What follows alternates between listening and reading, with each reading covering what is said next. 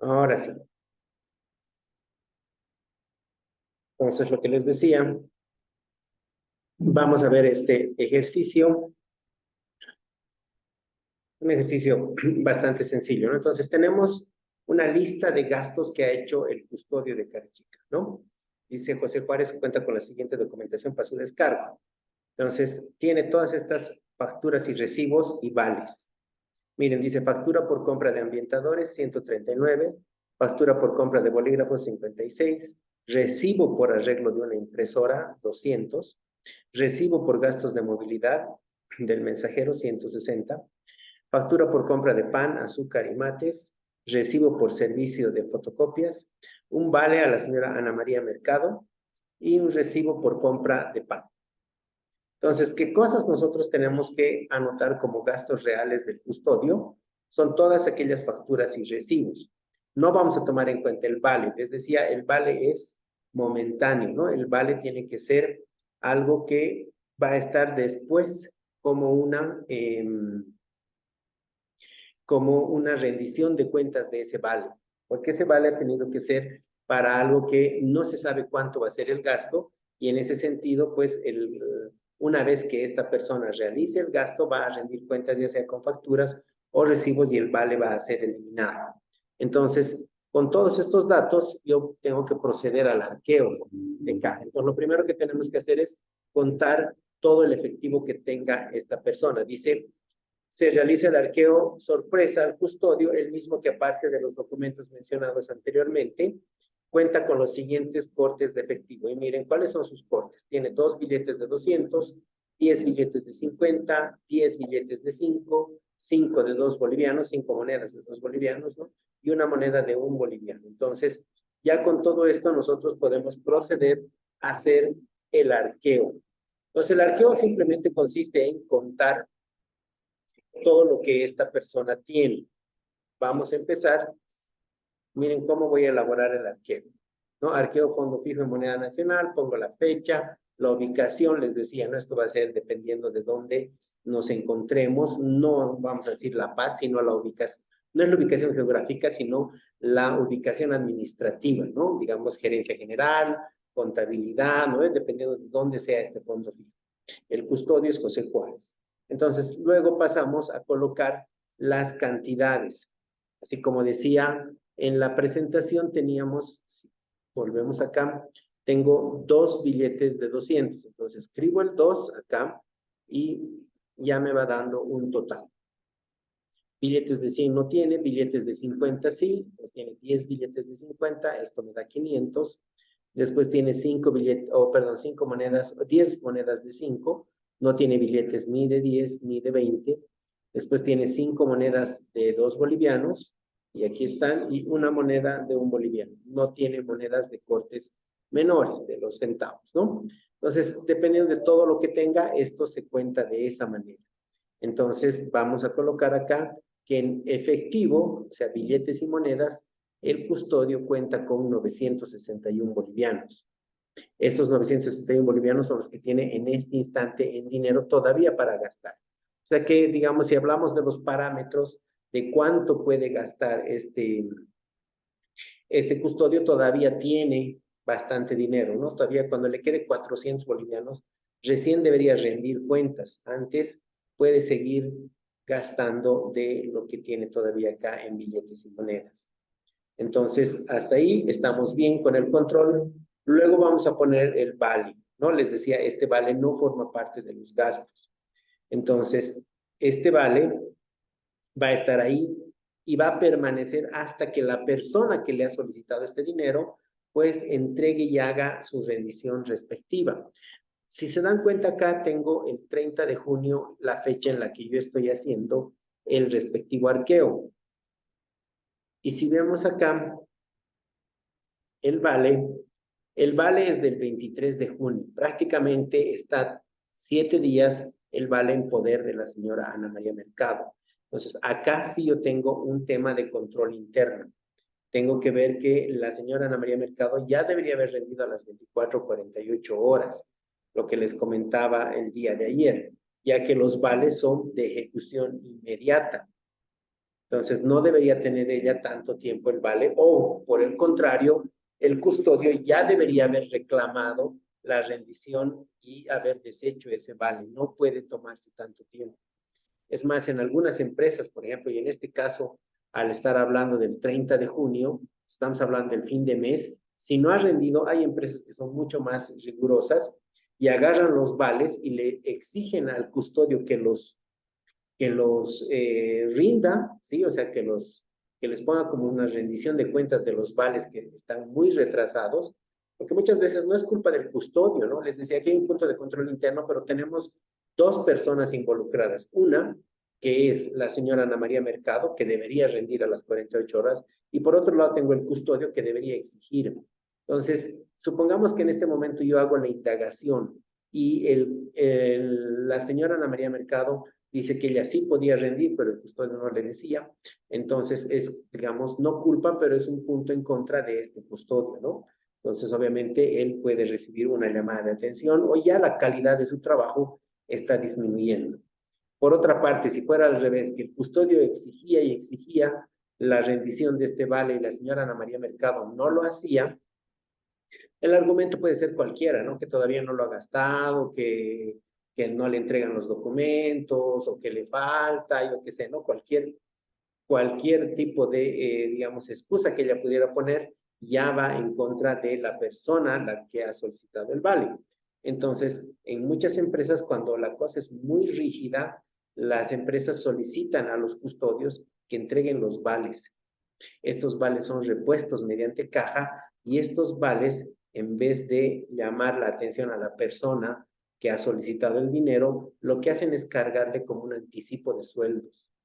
Porque ustedes saben, a fin de mes ya se hace la planilla salarial y puede ser que se pague el mismo día o al día siguiente o hasta 5 días, o que sea, dependiendo de las políticas empresariales, ¿no? De cuándo pagan sus planillas. Entonces ya colocan estos vales como anticipo de sueldos. Esto sirve muchas veces para que las personas que exigen el dinero y los custodios están esperando ahí la rendición, pues al tiro de una forma coercitiva, o sea, como que les obligan a rendir, ¿no?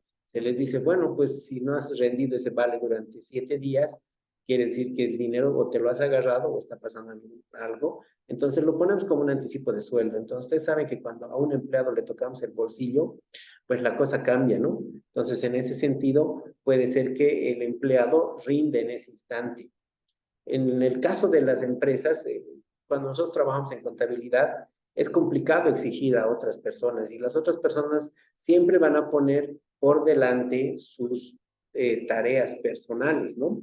O sea, las que les corresponde como empleados. Yo, digamos, esta persona fuera una vendedora y va a decir, es que estoy vendiendo, es que estoy visitando clientes, no tengo tiempo de estar entregando. Ok, sabemos que tiene que sacarse el tiempo, ¿no? Entonces se le pone como anticipo de sueldos y eso ocurre, ¿no? Entonces les decía, pero obviamente esto tiene que ser una política empresarial, ¿no? No tiene que ser algo unilateral, que contabilidad decida y se vean perjudicados, ¿no? Tampoco se puede descontar alegremente a los empleados de su sueldo, pero cuando se pone, digamos, en un convenio obrero patronal, pues ahí tranquilamente los empleados saben que si ellos no rinden en cierto tiempo, esto va a ser descontado de su salario. Entonces se les descuenta y ahí recién empiezan a rendir cuentas, ¿no? Porque necesitan el dinero. Entonces es una buena práctica. Es un poco ruda, lo entiendo, pero es algo bueno para ir educando a la gente, ¿no? Y después la gente se va acostumbrando y si bien la regla va a existir por siempre, lo más probable es que nadie la tenga que cumplir, ¿no? Porque todo el mundo va a estar rindiendo sus vales de forma, digamos, como tiene que ser, ¿no? A las 24 o 48 horas de haber solicitado el dinero. Entonces, esa es una práctica que también se puede o se suele realizar. De todos modos, acá digamos que no hay nada, colocamos el vale y equivalentes de efectivo en el caso de que este empleado tenga algún cheque. No tiene nada de eso, entonces, total efectivo y vales ya son 1,161. Ahora vamos colocando todas las facturas que tenía este custodio, ¿no? Solamente las facturas. Los vamos a colocar acá, factura por compra de ambientadores, factura por compra de bolígrafos, recibo por arreglo de impresora, recibo por movilidad del mensajero, ¿no? Entonces tengo acá segundito.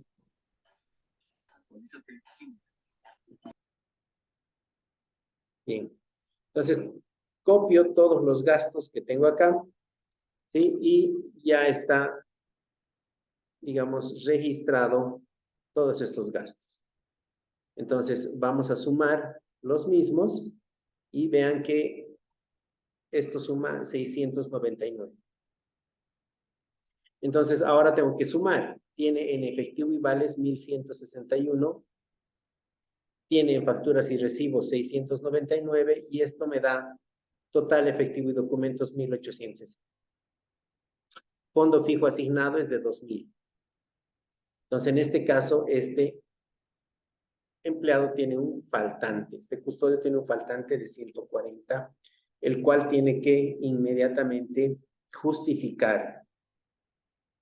Obviamente hay que darle la oportunidad al custodio de justificar este tema mientras tenga algún recibo. Puede ser que alguna de las facturas la tenga ahí entrepapelada y diga, no, tengo una factura de 140 que me había olvidado colocar acá o entregar. Bueno, podría ser, ¿verdad?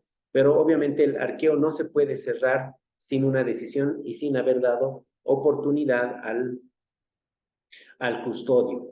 Otra que puede ser es que tenga un vale que no lo haya registrado.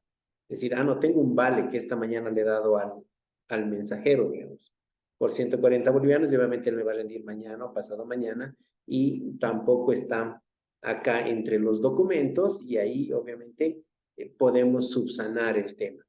Pero si no existe ningún tipo de descargo por parte de este custodio, pues definitivamente en el caso del faltante tiene que ser cargado el monto a su salario, ¿no? Tiene que descontársele esto de su salario.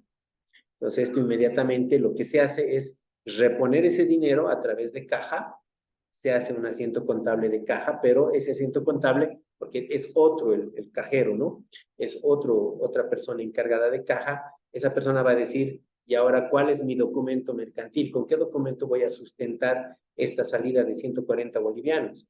Entonces, se le va a proveer este arqueo, que obviamente tiene que tener firmas, ¿sí? La persona que ha elaborado el arqueo y el custodio o el responsable del dinero tienen que firmar su aceptación de todo este arqueo, y acá muchas veces incluso algunas empresas hacen que el custodio escriba con su puño y letra que acepta este descuento. Eso también es un tema legal muy importante. Ojo que hay muchas cosas que a los empleados no se les puede descontar alegremente.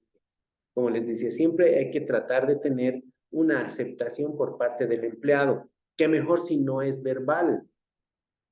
Porque cuando algo es verbal, muchas veces los empleados, cuando ya se tiene conflictos entre el empleador y el empleado suele negarse a este tipo de cosas. Decir, no, me han descontado, yo ni sabía de qué era, ¿no? Entonces, a veces es mejor que el empleado acá, por debajo de su firma, escriba, acepto el descuento de 140 bolivianos como faltante de mi caja chica. Entonces, esto inmediatamente se remite a caja, este arqueo o una copia del arqueo, y con eso el cajero, les decía que va a ser otra persona, va a pagar 140 bolivianos, va a hacer un asiento. Ustedes saben que en caja general los asientos se hacen el momento de recibir o de pagar. Entonces el cajero va a hacer un asiento contable, el documento de respaldo es este arqueo, y va a colocar anticipo de sueldos contra caja. Entonces, ese va a ser el asiento contable que va a realizar, y con eso, pues, al colocar a caja chica o al fondo fijo este dinero, pues podríamos volver a hacer el arqueo, y aquí obviamente va a haber 140 bolivianos más. Con eso, el arqueo estaría exactamente con los 2000 que se necesitan. Entonces, obviamente ya no es necesario hacer otra vez el arqueo, sino que con esos 140 de reposición ya directamente hemos cumplido y ya tenemos otra vez los 2000 del fondo asignado. Entonces, de esa manera es como se realiza este proceso. Les decía, cuando el monto es pequeño, generalmente no se lo toma en cuenta. No vamos a hacer un anticipo o sea, un asiento contable de 2 bolivianos, de 1 boliviano, porque si hablamos de costo-beneficio, imagínense, un encargado de caja, que obviamente lo más probable es que sí sea un contador en una empresa grande. O sea, pónganle que esta persona gana por lo bajo unos 5.000 bolivianos, pues es 5.000 bolivianos, haciendo el costo-beneficio del tiempo que le va a tomar sacar un comprobante de 2 pesos, ¿sí? Entonces, a veces es irracional. Es más, muchas veces se le pide al custodio que ponga de su dinero, ¿no? Y que reponga y se hace la firma y se cambia esta parte. ¿Por qué? Porque son un boliviano, 2 bolivianos. Y si son centavos, definitivamente no se hace nada, ¿no? Otras empresas lo que tienen es una cuenta en la cual ni siquiera le piden al custodio, ¿sí? No le piden el dinero, no le piden que reponga y la empresa asume. Pero para eso la empresa tiene que asumir un límite. Supongamos que la empresa establece un límite de 5 bolivianos, de faltante o de sobrante. Entonces, ¿qué va a pasar? En el caso de que falte 5 bolivianos, lo que se hace es sí reponer en la siguiente, ¿no? Cuando hagas una rendición de cuentas, con este documento, el custodio va a poder exigir esos 5 bolivianos de faltante. Y si hubiera sobrante, ese sobrante se deposita de inmediato a caja y con eso, pues, también sale el dinero para siempre tener este fondo asignado de 2.000. Entonces, si ese es el límite, el asiento contable a correr va a ser caja por el ingreso de esos 5 bolivianos contra una cuenta de resultados, ¿sí? Del estado de resultados, que se va a llamar sobrantes y faltantes de caja.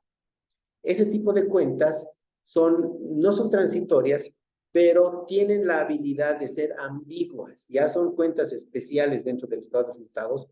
Por eso no les he dicho que es un gasto ni que es un ingreso. Porque, como les había explicado hasta la anterior semana y el día de ayer, los gastos son exclusivamente al debe y los ingresos son exclusivamente al haber.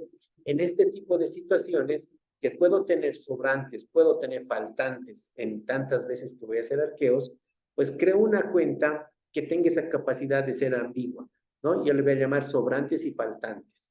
¿Qué quiere decir? Que cuando existe un sobrante, yo voy a colocar esta cuenta al haber y voy a reconocer un ingreso. Cuando existe un faltante, yo voy a colocar esta cuenta al debe y voy a reconocer un gasto. Entonces, esa cuenta se va a ir moviendo con ingresos y gastos todo el año, que al final, obviamente, debería tender al cero. No tanto tener ingresos por un lado, gastos por otro lado, pues obviamente eso se va neteando y al final del periodo, si esta cuenta tiene un saldo deudor, es un gasto. Si tiene un saldo acreedor, es un ingreso.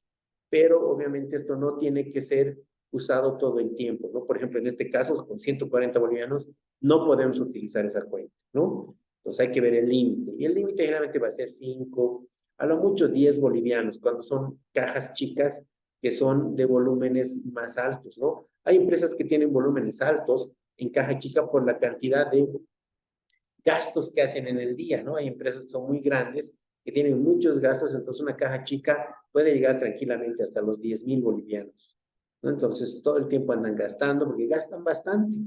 Pues tienen un montón de gastos pequeños que son cubiertos con caja chica. Entonces ahí, por ejemplo, tal vez el límite sea de 10 pesos para los sobrantes y faltantes. Entonces, ya cada empresa va a definir, dependiendo del tipo de movimiento que tienen, de la magnitud de la empresa, de la cantidad asignada al fondo fijo, etcétera, etcétera. Entonces, vean que es algo bastante subjetivo. Lo ideal, y esto en la teoría nunca lo van a encontrar, lo ideal es que siempre sea cero, ¿no? O sea, no existan límites. Raro va a ser el libro que te indique que tienes que ponerte un límite, ¿no? Para no castigar siempre al custodio, ¿no? Los libros generalmente te dicen, esto tiene que dar así. Si sobra, se deposita. Si falta, se le cobra. ¿No? Es así como nos dice la teoría, pero en la práctica sabemos que pueden suceder otro tipo de situaciones. Entonces, este es el arqueo como tal. Y después, cuando pase el tiempo y llega al límite o llega a fin de mes, como es el caso de este custodio, tiene facturas. Entonces ya estamos al 30 de junio. No ha llegado al límite, todavía tiene para gastar.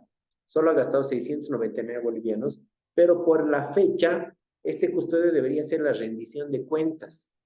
Es como agarrar este cuadrito y este cuadrito ponerlo en otro archivo, solamente esta parte, y ponerle el título de rendición de cuentas, ¿no? Y va a rendir cuentas por 699 bolivianos. Entonces, ¿por qué? Porque es fin de mes y para fin de mes el departamento contable necesita todas las facturas correspondientes al mes. Entonces, y los recibos también. Entonces va a solicitar esto, porque si esto él espera a que llegue a su límite, digamos que son 1.000 y tantos bolivianos, ¿verdad? O 1.600 bolivianos. Entonces, si él espera y sigue gastando, ¿qué tal si gasta hasta el 10 de julio?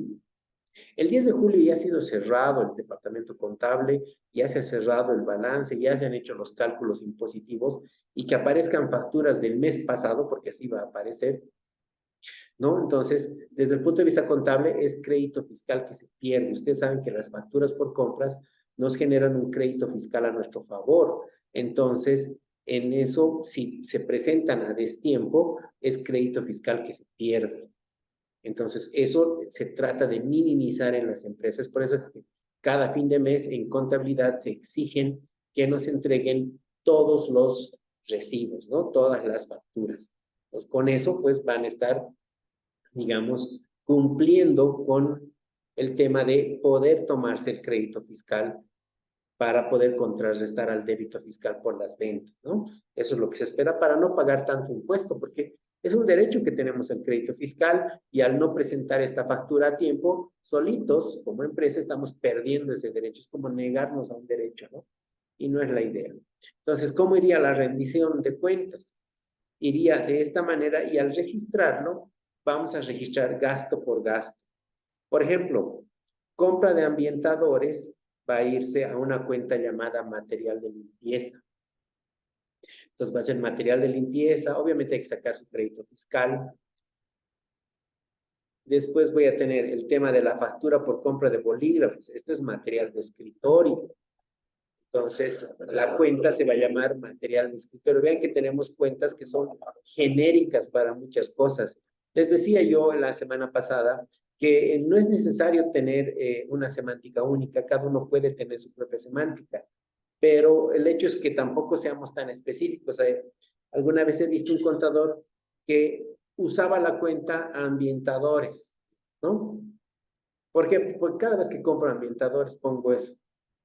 Yo decía, uy, entonces imagínate el material de limpieza, vas a tener otra cuenta para papel higiénico, otra cuenta, ¿no ve? Para las toallas de papel, y así vamos a tener un montón de material de limpieza para jabón líquido, otra cuenta. Entonces imagínense, ¿no? Manejar 50 cuentas para lo que son gastos menores es realmente innecesario. Entonces lo agrupamos y los ambientadores les decía a material de limpieza, los bolígrafos a material de escritorio. Vamos a seguir con facturas, después les voy a explicar lo de los bolígrafos o lo de los recibos. Después tengo factura por compra de pan, azúcares y mates, ¿no? Entonces acá igual va a ser refrigerios o servicio de té y refrigerios, también le llaman algunos, para globalizar todo, ¿no? Y bueno, y después tengo recibos. ¿Cómo se contabilizan los recibos? Los recibos hay que sacar con una fórmula el tema de las retenciones. También la semana pasada les decía, tenemos que ver el tema de las retenciones y les he dicho, las retenciones por servicios graban el 13% de IVA y el 3% de IT. Y las retenciones por compra de bienes, entonces graban el 8%, que es el 5% de IUE y 3% de IT. Eso está en la presentación que teníamos, ¿no? Creo que la última diapositiva de impuestos, y ahí estaban esos porcentajes. Entonces, vamos a tener nosotros que realizar esas retenciones. El asiento de retenciones, les decía que vamos a aprender a hacerlo en los inventarios. Ahí vamos a hacer asientos de retenciones con su cálculo. Pero acá, por ejemplo, yo les voy a decir, cuando el custodio rinde, que ha pagado, bueno, ha dicho que tiene un recibo por el arreglo de la impresora, estos 200 significan salida de dinero. O sea, él ya ha pagado los 200 líquido a la persona que ha recibido o el que nos ha hecho el servicio. Entonces, ya no existe la posibilidad de hacerle las retenciones a persona. La retención se tiene que realizar en el momento de pagar. Entonces, no se ha hecho la retención. Entonces, nosotros como agentes de retención como empresa, sí tenemos que pagar esa retención al fisco. El problema ahora es que no puedo retenerle a esa persona, pero sí tengo que pagar al fisco. Entonces, lo que la empresa hace es asumir el gasto, va a asumir esa retención, pero la retención no se hace por fuera. ¿A qué me refiero? No puedo decir 200 bolivianos. Como es un recibo por servicios, debería descontarle el 16%, o sea, 13% de ese IVA más 3% de IT. Entonces, no puedo decir, a los 200 calcularle el 16 y eso pagaremos al fisco, porque en realidad no es esa la retención. Entonces, estas cosas se calculan por dentro, ¿ya? O muchos lo que le llaman el término en inglés que le dicen grossing up. Entonces, esto es que la empresa va a asumir las retenciones. O sea, vamos a encontrar un número más alto que 200, del cual a ese número nosotros le sacamos el 16% y el 16% de eso va a ser exactamente lo que le teníamos que retener, el gasto va a ser más alto y los 200 va a ser la salida de dinero en efectivo. Entonces, eso se hace mediante una fórmula. Vamos a estructurar la fórmula cuando veamos inventarios y de ahí vamos a ver cómo se realiza este descuento. Porque al final el pago es líquido. Les decía, la persona que ha arreglado la impresora directamente le ha dicho, te cobro 200. ¿Sí? Y no tengo factura, o sea, me tienes que pagar los 200 líquidos. Entonces, el custodio de caja chica no necesariamente tiene que saber el tema de retenciones. Les decía, puede ser una secretaria, puede ser un encargado, el encargado de almacén. Un almacenero no necesariamente tiene que saber de contabilidad y menos de impuestos, no está obligado, ¿no? Para trabajar en nuestra empresa. Entonces, él le dicen que pague 200, paga 200, no tiene factura, le dan un recibo. Entonces, la parte contable es la que se tiene que encargar de, digamos, velar porque los impuestos se cumplan. Y una forma de cumplir con estos impuestos es asumir los mismos. Entonces, vamos a hacer eso, ¿no? Entonces, cuando hablamos del recibo por arreglo de una impresora, vamos a hablar de lo que es el tipo de gasto, se va a llamar mantenimiento y reparaciones. Entonces, la cuenta va a ser mantenimiento y reparaciones y ahí vamos a colocar, digamos, todo lo que tenga que ser. Ya van a ver el tipo de gasto, porque el gasto no va a ser por 200. Aquí no hay crédito fiscal porque no existe una factura. Entonces, solamente para adelantarles, aquí, por ejemplo, va a ser los 200 dividido entre 0.84 y el gasto va a ser de 238,95 o 0,9, digamos, 238,10, redondeando. Entonces, ese va a ser el monto. Si ustedes le sacan el 16% a 200, les va a dar 32. Eso era lo que le hubiéramos retenido directamente a esta persona y le hubiéramos pagado la diferencia, o sea, 178. Pero como no le hemos retenido y le hemos pagado 200 líquido, les decía, tengo que encontrar una cifra superior. Esa cifra superior es 238,10. Si ustedes le sacan el 16% a 238,10, les va a dar exactamente 38,10. ¿Qué quiere decir? Que si, digamos, yo hubiera pactado con este que hace mantenimiento de impresoras, hubiéramos pactado el precio de 238,10 y le diría, ¿tienes factura? No. Entonces tengo que retener el 16%. El 16% de 238,10 es 38,10 y te pago los 200. Así es como tiene que entenderse el tema de las retenciones. Por eso les decía, no es sacar directamente el 16 a la cifra pagada porque no les va a salir. Tiene que ser a una cifra que se halla por regla de 3. Entonces, ese va a ser el caso. En este segundo caso, recibo por gastos de movilidad del mensajero. Los gastos de movilidad, lo propio. Los gastos de movilidad son un servicio y las empresas aquí en Bolivia, ¿no? Los minibuses, los taxis, los trufis, no te dan una factura. El único lugar donde puedes obtener una factura tal vez es en el Puma, ¿no? Y eso, si pagas en efectivo en el Puma no te dan nada. Si recargas una tarjeta en el Puma, sí tienes una factura. Entonces hay temas que son un poco complicados en esa parte. Si gastas en teleférico, siempre vas a tener factura. Entonces vean que hay movilidades que van a tener factura y movilidades que no van a tener. Entonces, por las movilidades que no van a tener, que son las que más se usan, ¿no? Entonces vamos a tener que tener recibos. Entonces aquí el mensajero ha gastado 160 movilidades y hay que sacar las retenciones de estas movilidades. Entonces vamos a hacer el mismo caso que el arreglo de la impresora. ¿Por qué? Porque las movilidades son un servicio. Entonces el servicio de movilidad igual va a grabar el 16%, 13% de RCIVA y 3% de IT. Después tengo otro recibo por servicio de fotocopias. Y aquí mismo dice servicio, entonces va a correr la misma suerte, ¿no?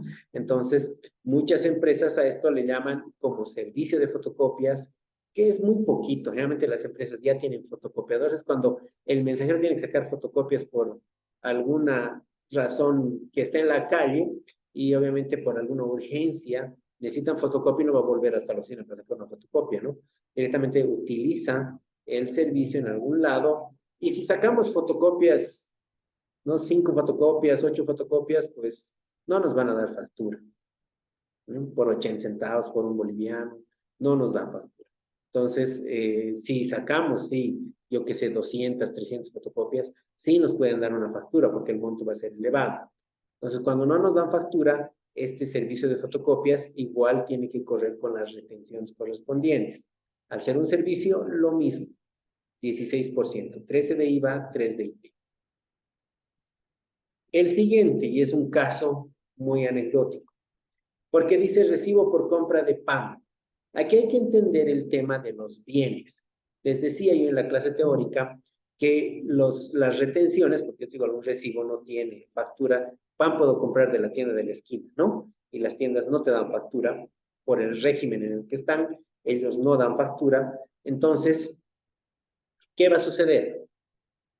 Estoy comprando pan y según la norma te dice compras de servicios o adquisición de servicios 16%, pero compra de bienes te dice 8%. Ahora uno dice, ¿a qué se refiere con bienes? Y eso tienen que tenerlo muy claro, porque es un tema que en muchos casos yo he tenido discusiones con contadores que juran que el pan, que la Coca-Cola que te compras en la tienda es un bien. Puede ser un bien, ¿no? Pero cuando hablamos de manera empresarial, cuando hablamos de bienes, tienen que ser bienes de uso. Es más, existen pronunciamientos por parte de impuestos nacionales que te dicen que únicamente puedes reconocer ese 8% de retención a bienes que se compran a personas que no están obligadas a dar factura. ¿A qué me refiero? Supongamos que yo quiero comprar un escritorio artesanal, ¿no? No sé si les he dado el ejemplo en las clases teóricas, pero yo tengo un carpintero en el barrio y ese carpintero siempre anda arreglando sillas, mesas, puertas, ¿verdad? Ese es su trabajo. Él no hace mesas para vender, él no hace escritorios para vender, pero yo le pido que me lo haga un escritorio. Entonces él va a hacer un escritorio, va a hacer uno solo de manera artesanal y obviamente no me va a dar factura. Entonces, por ese lado, yo tengo que reconocer el 8% de retención. Hasta ahí estamos de manera sencilla. Pero, por ejemplo, vámonos a otro lado donde venden escritorios. Vámonos al Eloy Salmón. Creo que todos conocemos el Eloy Salmón, ¿no? Donde venden muebles ahí arriba. Y hay muebles, pero así, cerros de muebles. Esa gente, la mayoría, tienen NIT. Porque esa gente no es artesana, ¿no ve? Esa gente se dedica a fabricar muebles y a venderlos. Entonces, ellos deberían dar factura. Que no quieran tener NIT es otro asunto, pero de acuerdo a nuestra norma, ellos deberían estar obligados a dar factura. Entonces, a ellos no debería poder yo retenerles ese 8%. Entonces, tengo que dar una factura. Eso no acepta impuestos nacionales. Es por eso que no es cualquier bien el que se tiene que comprar. ¿No? Hay muchas empresas que compran computadoras, por ejemplo, sin factura. compran la computadora sin factura y la capitalizan, o sea, la ponen en sus bienes de uso, en sus activos fijos, y hacen el reconocimiento de las retenciones del 8%. Eso está mal, porque aquel que vende computadoras no puede ser un artesano, ¿no ve? Es alguien que compra para revender. Entonces ellos están obligados a dar factura. Es más, ellos tienen NIT. Si ustedes se van a lo Justus, y aunque sea la más chanchito de las computadoras, la más armadita, ¿verdad? Es gente que tiene un NIT y tiene factura. Si tú le dices, dame factura, le va a incrementar el precio. Realmente ellos le suben el 20%. Cuando hagamos retención les voy a explicar de dónde sale ese 20% que les sube. Que es una movida inteligente, ¿no? Porque el que le sube el 13% está perdiendo. Hay que subirle el 20%. Y les voy a explicar en su momento el por qué. Entonces, esas computadoras deberían dar factura. Entonces, no se acepta una retención para ese tipo de bienes. Impuestos muchas veces depura ese gasto. Y te dicen, no, esto no es un gasto. Pero he pagado retenciones, aunque hayas pagado. ¿Por qué? Porque esa persona está obligada a dar tu factura. Tú deberías haber exigido la factura. Si no hay factura, no puedes retener, ¿no? Porque si no, todo el mundo va a acabar poniéndoles retenciones, ¿no? Hay gente que se trae de otros países, ¿no? Viajan a Estados Unidos, se van a Iquique, traen equipos y aquí los meten con cualquier recibo y hacen parecer que es sin factura. Entonces, eso está mal. Entonces, ¿qué bienes van a estar, digamos, alcanzados por ese tipo de retenciones? Todos aquellos bienes, les repito, de personas que no están obligadas, ¿no? Y hay mucha gente que no está obligada a dar, ¿no? En la mayoría de los casos somos artesanos, ¿no? Que hacen bienes, pero hacen bienes de forma artesanal. Entonces, ahora volviendo a nuestro ejemplo del pan.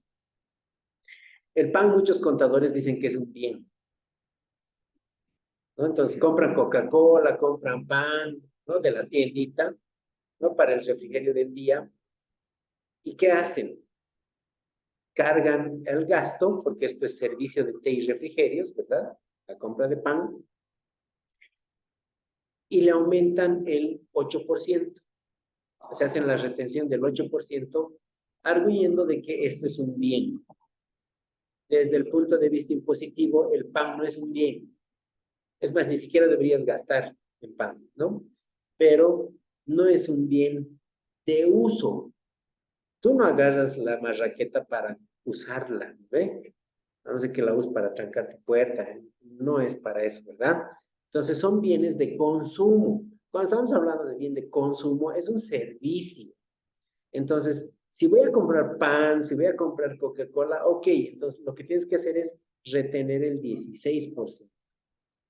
16%, les decía, RC IVA 13, EIT 3%. Por ese lado podemos disminuir el tema de que la administración tributaria nos revise o nos depure ese tipo de gastos, que lo único que hacen es aumentar nuestro impuesto a las utilidades, ¿no? Entonces, cuando pagamos más retención, es una buena forma de pelearle al fisco y decir, es que yo estoy adquiriendo un servicio, que es como un servicio de té, ¿no? Entonces, por ese lado, vean que hay que saber distinguir cuando compras un bien de uso y cuando compras un bien de consumo.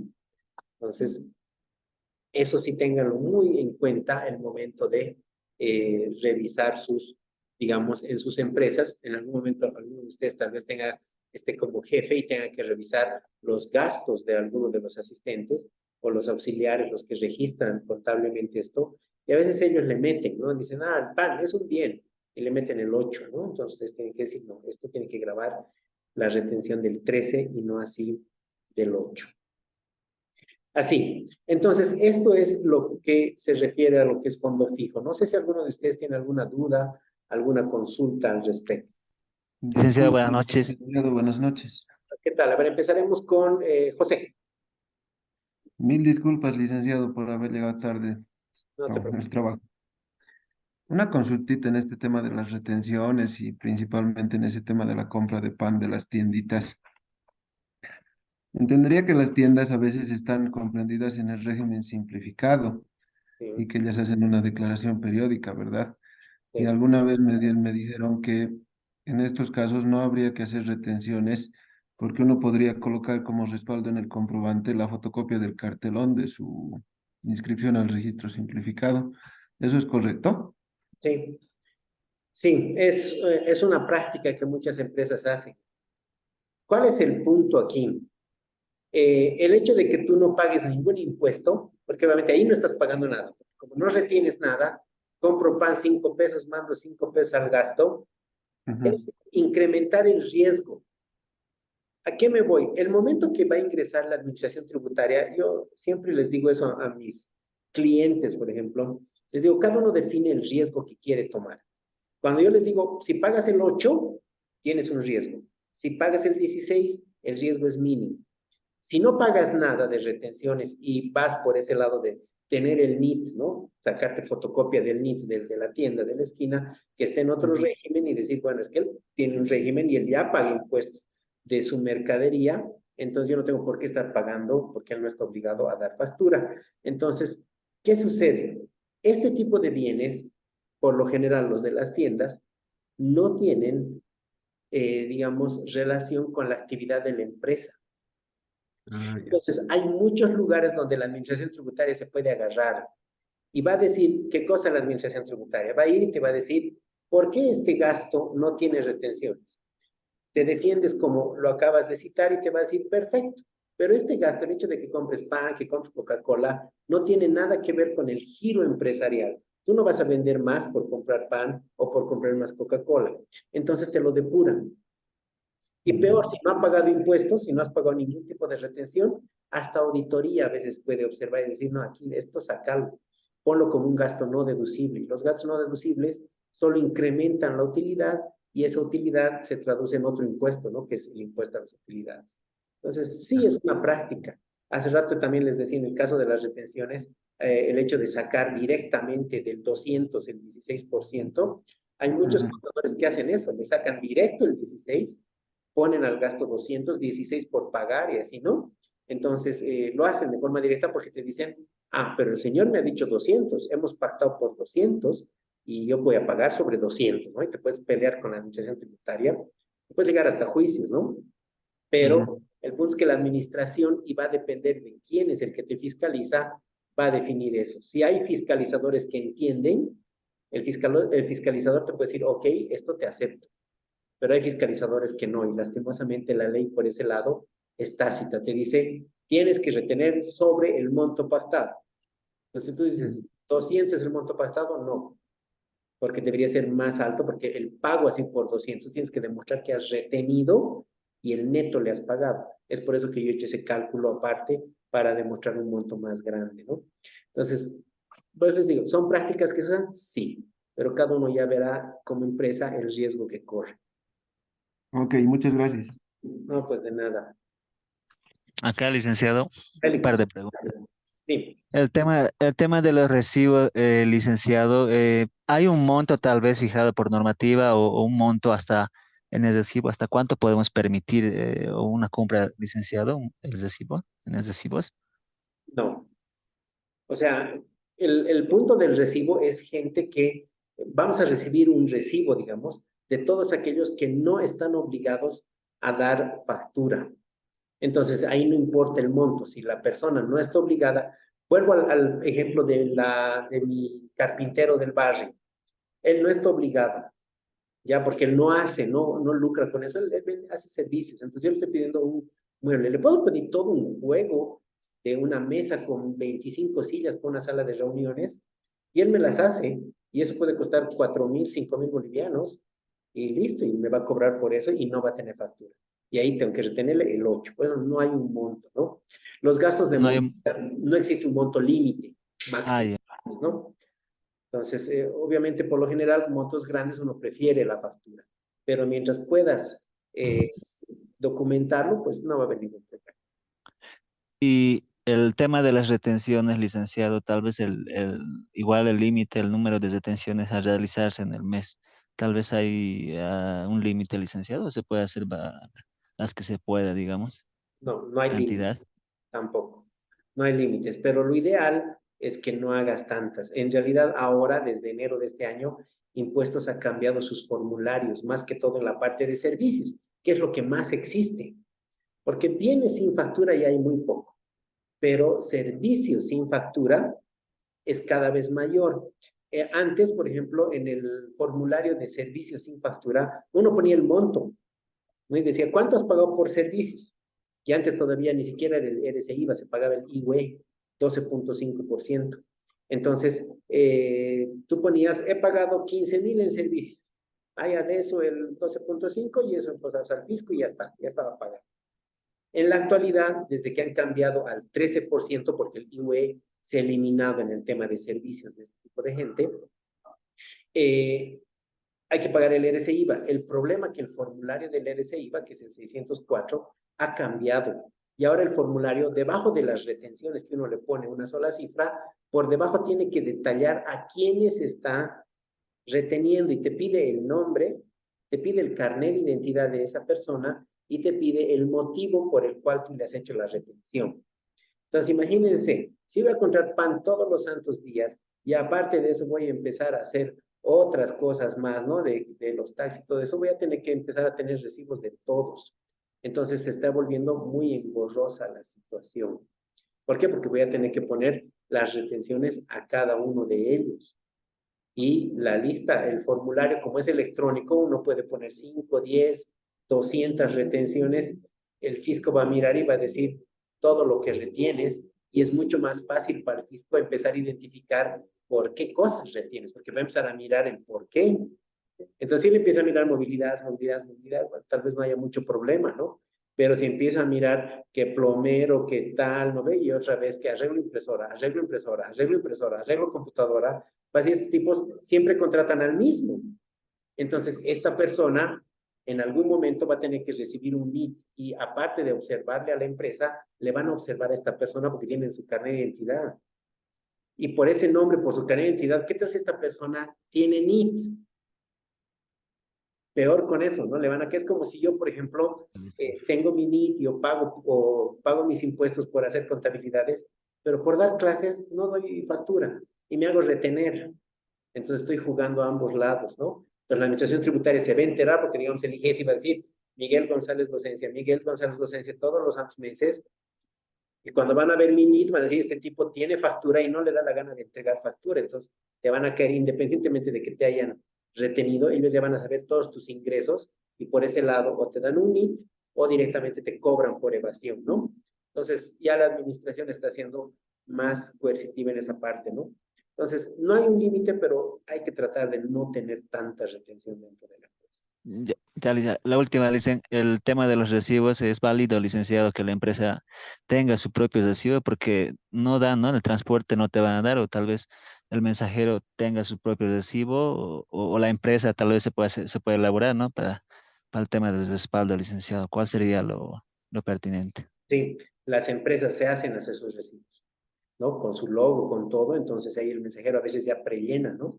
Pues directamente ya le pregunta nomás al chofer y le dice, ¿cómo te llamas? Fulanito, ya. Porque para eso ni siquiera ese rato al chofer del taxi le vas a pedir fotocopia de su carnet, ¿no ve? Para documentar tienes tu propio recibo y eso va a estar respaldado. En teoría, estos gastos deberían ser menores, ¿no? O sea, no vas a tener miles de bolivianos en movilidad en un mes. Entonces, como son tan chiquitos, a veces por materialidad, la administración tributaria no los va a ver, porque las retenciones también van a ser pequeñas cada vez. Pero los recibos pueden hacerlos las empresas sus propios, ¿no? Y eso es mejor, eso es más legal. Pues. Ya, muchas gracias. No, pues de nada. Licenciado, Te una escucho. consulta. Eh, en realidad, sabemos que varias empresas tal vez evitan el emitir facturas, ¿verdad? Entonces, ¿cómo es que ellos, por ejemplo, lo hacen sin que impuestos se den cuenta? O sea, porque hay varias retenciones que ellos hacen Ya, en el punto, Sí, empresas grandes, digamos. ya.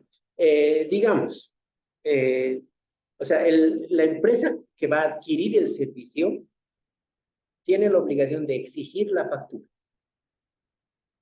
Si la empresa, sabiendo que la otra tiene factura y no le exige la factura, y por otro lado hace la retención, pues está cometiendo doble error. Pues les decía, porque como va a tener que poner su carnet de identidad ahora, su número de carnet, el nombre de esa persona, entonces se hace más complicado porque es más fácil de pillar que esa persona sí tiene un NIT.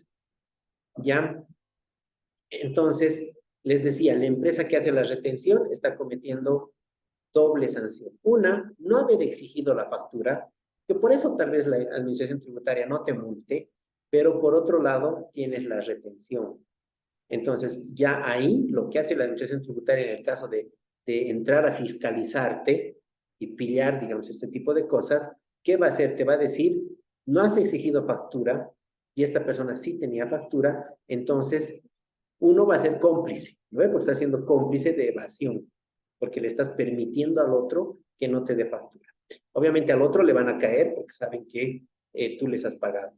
Por otro lado, el tema de la retención va a ser un dinero que lo perdiste, porque va a agarrar el gasto y lo va a depurar. Te va a decir, no, este gasto no corresponde. Y listo, y directamente depurado. Aunque hayas pagado retención, sí, pero aquel estaba obligado o sí tiene facturas. Entonces, yo les decía, es bastante riesgoso en la actualidad. Hay, yo les decía, cada empresa define su riesgo. La administración tributaria de a poco está teniendo más mecanismos electrónicos. El hecho de tener facturación en línea, por ejemplo, ya hace que muchas cosas pueda pillar la administración tributaria de una. Entonces, de a poco está avanzando cada vez más. ¿Y cuál es el gran problema? Que nosotros por código tributario tenemos que mantener todos nuestros registros durante 8 años. Y les decía cuando les estaba dando la clase teórica que si hablamos de 8 años y estamos en el 2023, ahorita nos pueden auditar desde el 2015.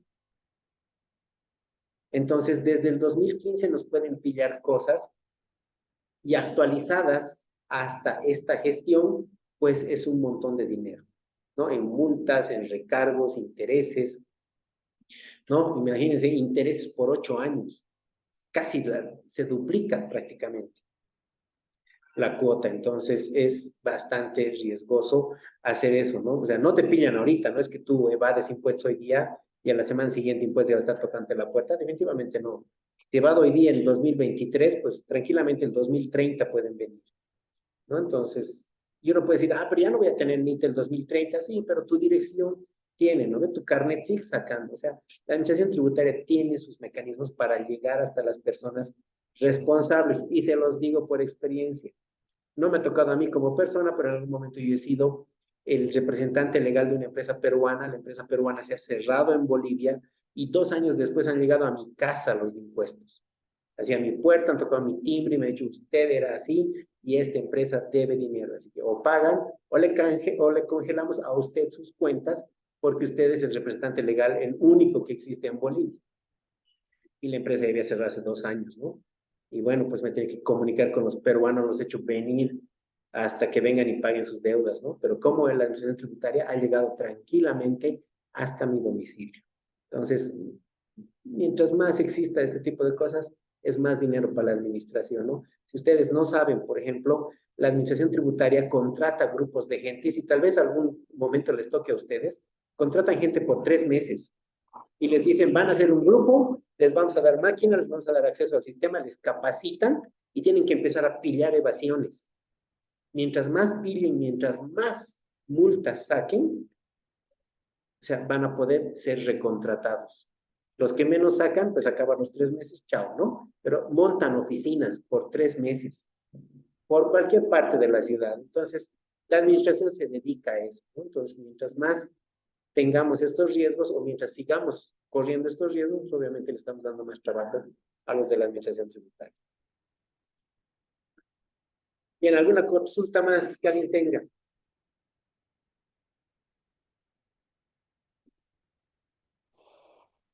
Licenciado, una consulta más. En el caso de los recibos, por ejemplo, si hacemos recibos, en realidad generalmente, digamos, no sé, servicios de mantenimiento, por ejemplo, que se les entrega a veces recibo. Hay edificios y demás que no necesitan el tema de una factura. Entonces ahí por lo menos ahí sí podríamos manejar todo el tiempo recibos o sí estamos obligados a dar factura.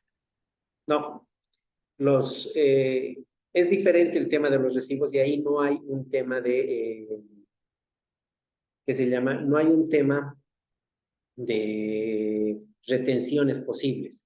¿Por qué? Porque los edificios, la cuota de mantenimiento es una cuota simplemente destinada a cubrir los gastos del mismo edificio.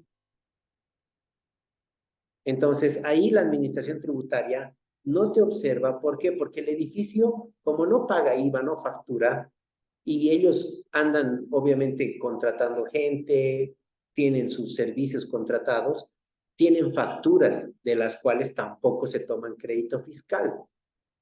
Entonces, por ese lado, como que compensan, y ahí la administración tributaria no se mete. Con los edificios es un poco complicado porque hay edificios que sí dan factura.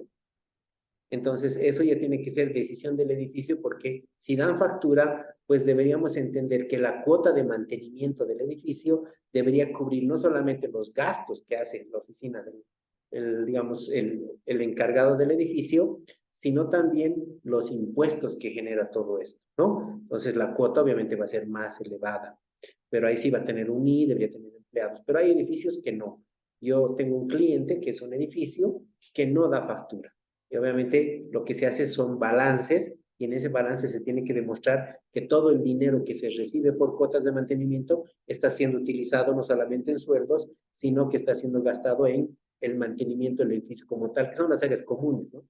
Entonces, por ese lado no existe el tema de retenciones.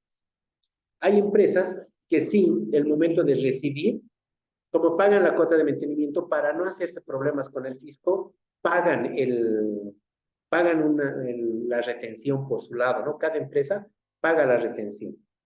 No están obligados, pero hay empresas que sí pagan la retención para no hacerse problemas. Porque lo mismo podríamos decir con la movilidad, ¿no? Los que tienen sus trufis, taxis, ellos pagan un impuesto aparte. Y bueno, pues no tienen por qué dar factura, entonces igual los gastos de movilidad tendrían que ponerlos líquidos. Y hay empresas que los ponen líquidos y hay empresas que le ponen con retención. Y ahí depende de el riesgo que quiera correr cada empresa.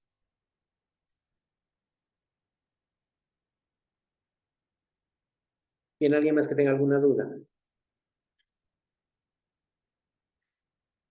Súper. Entonces vamos a dar la vuelta a la página y vamos a empezar con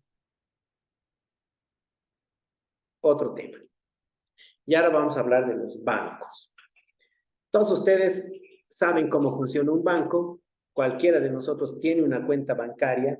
Si alguien no tiene una cuenta bancaria, tiene que levantar la mano ahora y le hacemos abrir su cuenta mañana mismo, porque tiene que saber cómo funciona, ¿no? Entonces, todos tenemos una cuenta bancaria. El tema de los bancos es interesante porque los bancos en su contabilidad funcionan al revés que las empresas. Enseguida les voy a explicar.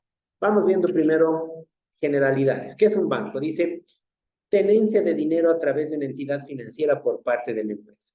Prácticamente el banco va a ser la billetera de la empresa, ¿no? O sea, yo no quiero tener dinero en mi oficina, pues voy a tener una cuenta bancaria. ¿Qué tipo de cuenta? Una cuenta corriente que me permita hacer cheques. Las empresas tienen que tener cuentas corrientes, no tienen que tener caja de ahorros. Ya no es lo más saludable para empresas, es lo gracioso. Las empresas abren cajas de ahorro.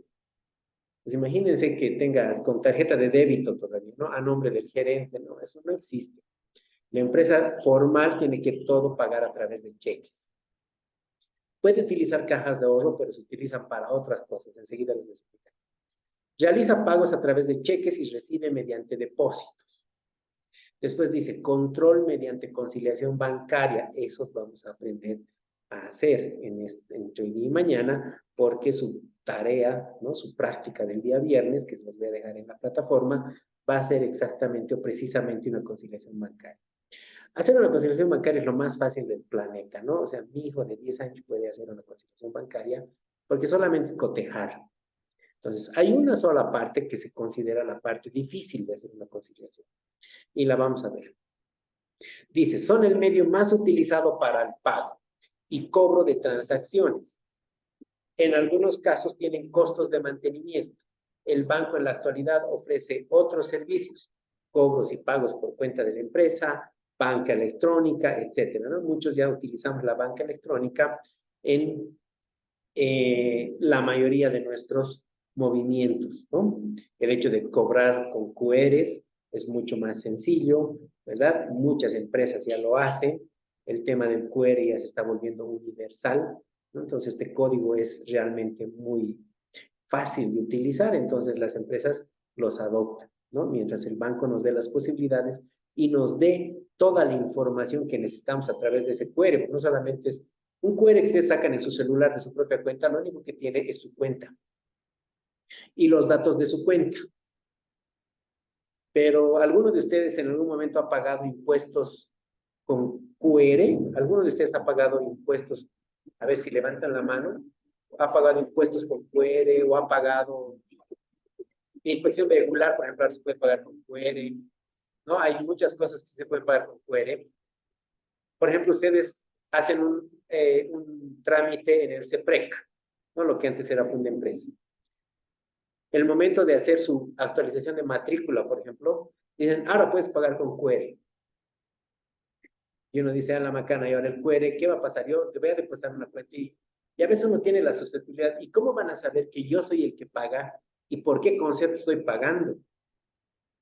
Lo mismo sucede en impuestos nacionales. Cuando en impuestos uno declara sus impuestos, le sale un QR que el banco o el servicio de impuestos genera automáticamente. Entonces uno piensa que es decir, va a entrar a la cuenta y yo le voy a poner, tengo que pagar 500 pesos de impuestos y listo, pago mis 500. Pero ¿cómo la administración tributaria sabe que yo soy el que paga los 500? Por QR, porque somos miles de personas que estamos pagando en el día con QR. Es que no es el mismo QR. O sea, el QR lo interesante es que puede almacenar tal cantidad de metadatos que puede poner lo que realmente quiere la administración tributaria, en este caso, ¿no? Que es el beneficiario. Entonces, ¿qué va a hacer en ese QR? Si ustedes pudieran leer ese QR, va a estar el número de trámite que corresponde, el formulario, la fecha de elaboración, ¿sí? Ese QR generalmente tiene duración de 24 horas, te dice. Si no pagas en 24 horas, pues hay que generar otro QR. Entonces, tienes la fecha de pago, el formulario, cuánto has pagado, de qué NIT. Entonces, todos tus datos están en ese QR. Entonces, ¿qué va a suceder? Cuando reciba la administración tributaria el pago, va a ver que el pago corresponde a un NIT. Entonces, para ellos es más fácil automatizar eso y asignar todo ese pago directamente a su sistema. Es por eso que cuando uno paga con QR, automáticamente en el sistema de impuestos ya aparece el formulario pagado en el instante. O sea, esto funciona digamos, en línea, ¿ya? No es que hay que esperar hasta el día siguiente, no es como el antiguo sistema de la AFP, por ejemplo. La AFP uno hacía un pago electrónico y salía en la AFP, en el sistema de la AFP, salía en revisión, de que todavía había un proceso interno, no sé si sería un proceso manual o un proceso electrónico, imagino que iba a ser electrónico, que se asignaban los pagos de a poco. Y al día siguiente ya habías algo pagado. En impuestos no es así, la cosa es más moderna, ¿no?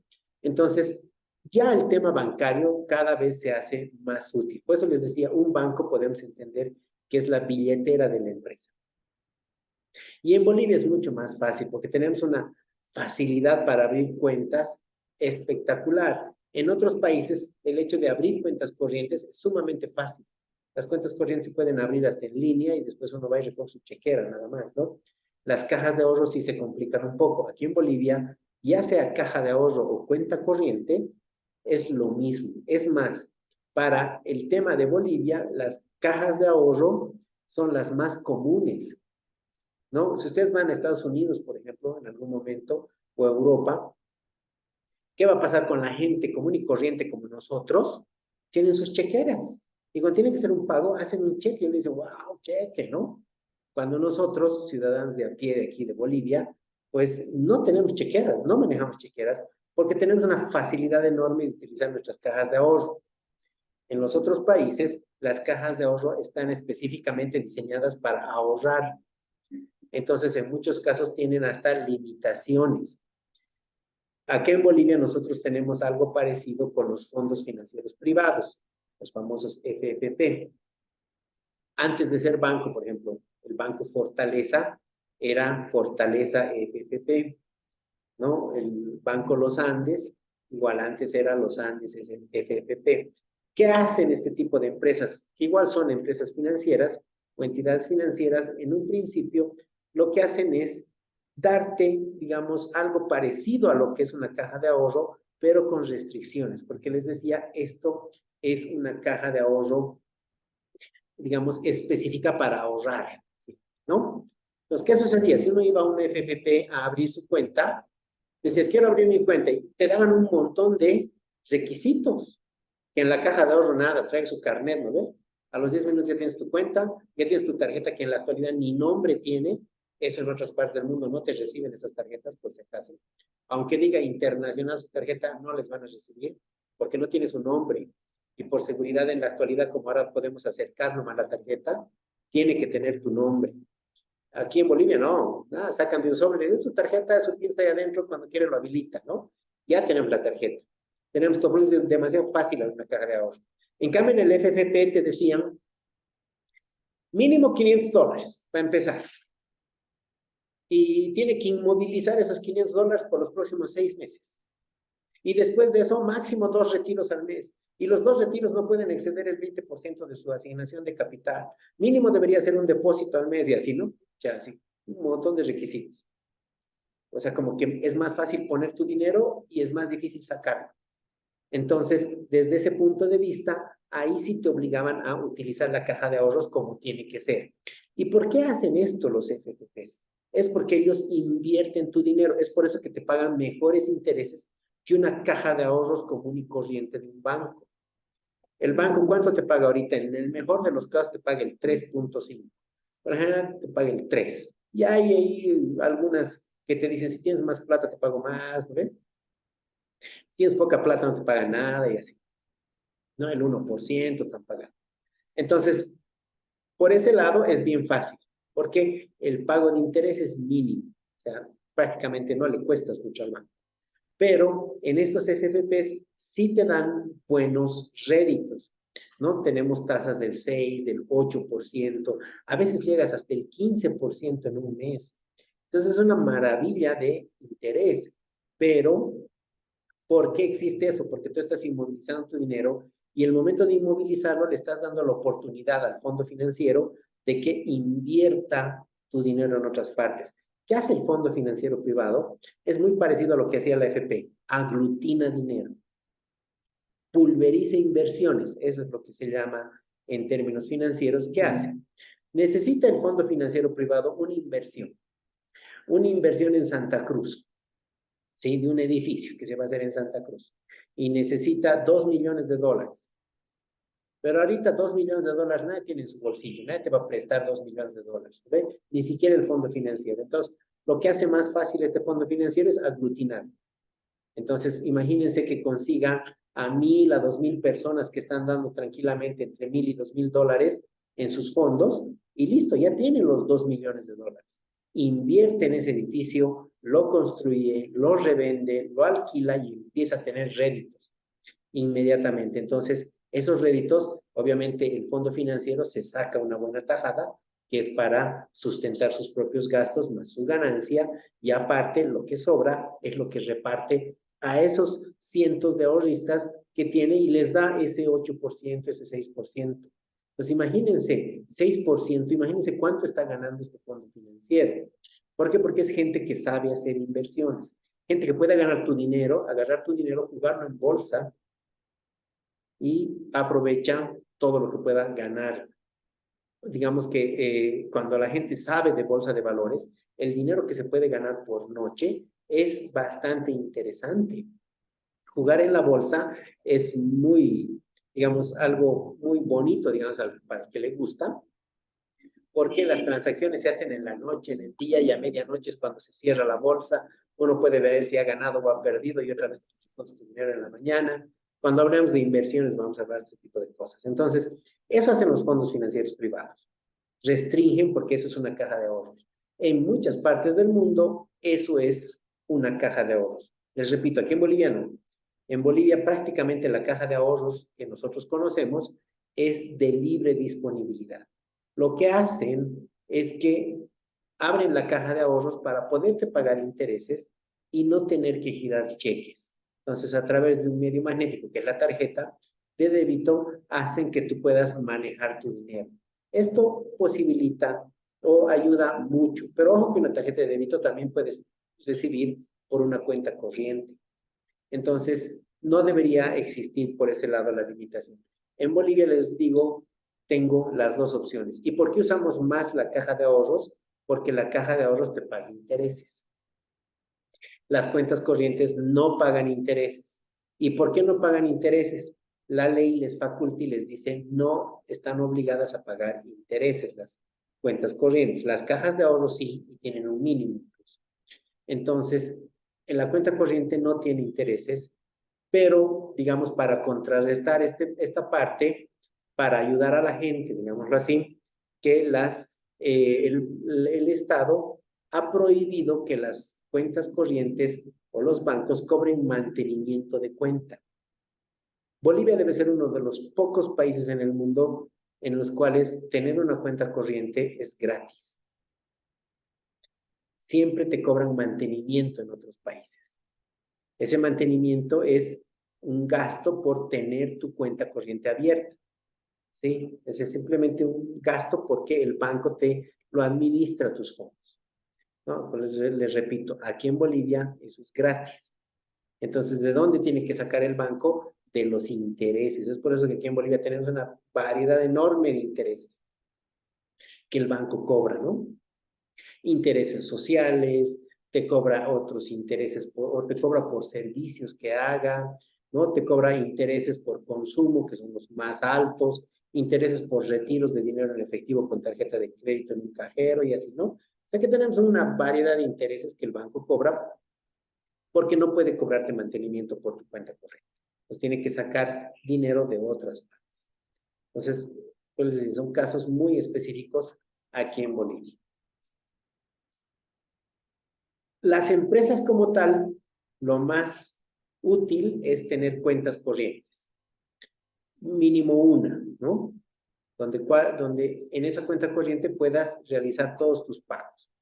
Ahora, existen en la actualidad muchas formas de administrar el dinero, ¿no? En el término en inglés le llaman cash pooling, que es la manera más inteligente de administrar tu dinero, ¿no? Entonces, ¿qué hacen muchas empresas? Lo he trabajado de esa manera también.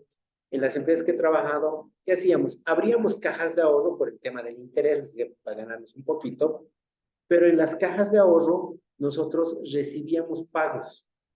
O sea, los depósitos no hacían en nuestra cuenta corriente y nosotros utilizábamos las cajas de ahorro solamente para depósitos. Entonces teníamos cajas de ahorro, digamos, para tiendas, porque trabajo con tiendas. Entonces todas mis tiendas depositaban en una sola caja de ahorros. Después trabajaba también con distribuidores, entonces mis distribuidores tenían su caja de ahorro. Y también trabajaba con promotoras, entonces tenían otra caja de ahorro para las. Y así la empresa puede hacer cuantas cajas de ahorro quiera, ¿no? Puede hacer cajas de ahorro por localidad, pues una caja de ahorro para los depósitos de Cochabamba, otros para los de Santa Cruz, La Paz, etcétera. No, ya va a depender de la calidad de información que cada contador quiera tener. ¿Qué hacíamos después? Nosotros establecíamos fechas, días en la semana en la cual todos los que necesitaban pagos, o sea, hacía una planificación de pagos y sacábamos, digamos, hasta cada miércoles todos los pagos que íbamos a hacer el día viernes. Entonces, decíamos, hasta el día miércoles tenemos todo esto por pagar. Tenemos todo el dinero. Si teníamos el dinero, pues se pagaba el 100%, se emitían cheques o se hacían las solicitudes de traspaso, porque también utilizamos la banca electrónica. Y los jueves se autorizaban, se firmaban los cheques por las firmas y viernes era día de pago. ¿Cómo cubríamos ese dinero? Con las cajas de ahorro. Entonces, las cajas de ahorro se sacaban dinero y se llevaban a la cuenta corriente hasta cubrir los gastos. Entonces, podíamos tener el control en la cuenta corriente de que solo iba a existir el dinero para cubrir nuestros cheques, no otros cheques, ¿no? Entonces, por ese lado, digamos, controlábamos bastante el flujo de efectivo. Entonces, esa es una forma de hacer. Si no tuviéramos eso, y obviamente manejo una sola, porque nuestro ejemplo va a ser una empresa pequeñita que tiene una sola cuenta corriente. Entonces, vean ahí, si tengo un montón de cajas de ahorro más la cuenta corriente, tengo que aprender a controlar todas. ¿Cómo voy a controlar? La única forma de controlar este tipo de cosas es a través de lo que dice acá, la conciliación bancaria. La conciliación bancaria es la que me ayuda a ver si realmente yo tengo contabilizado todo y el banco también está conociendo todo lo que yo registro. Entonces, antes de, digamos, ver qué es una conciliación bancaria, bueno, vamos a ver algunas generalidades. Dice acá, consiste en cotejar los datos registrados en la empresa. Y eso le vamos a llamar libro de bancos, porque la empresa lleva su propio libro de bancos. Con los registros realizados en la entidad financiera, porque el banco también tiene sus registros contables. Ellos también hacen su contabilidad. Y la parte del banco le vamos a llamar extracto bancario. O sea, lo que saca el banco es el extracto bancario. Lo que nosotros tenemos registrado le vamos a llamar libro de bancos. Son términos que se utilizan desde hace muchos años cuando todas las cosas eran físicas, ¿ve? Mi libro de bancos era porque antes yo llevaba un libro, prácticamente un libro así literal, yo me podía comprar libros de bancos en la librería y escribía ahí todos mis gastitos y mis ingresos en mi libro de bancos.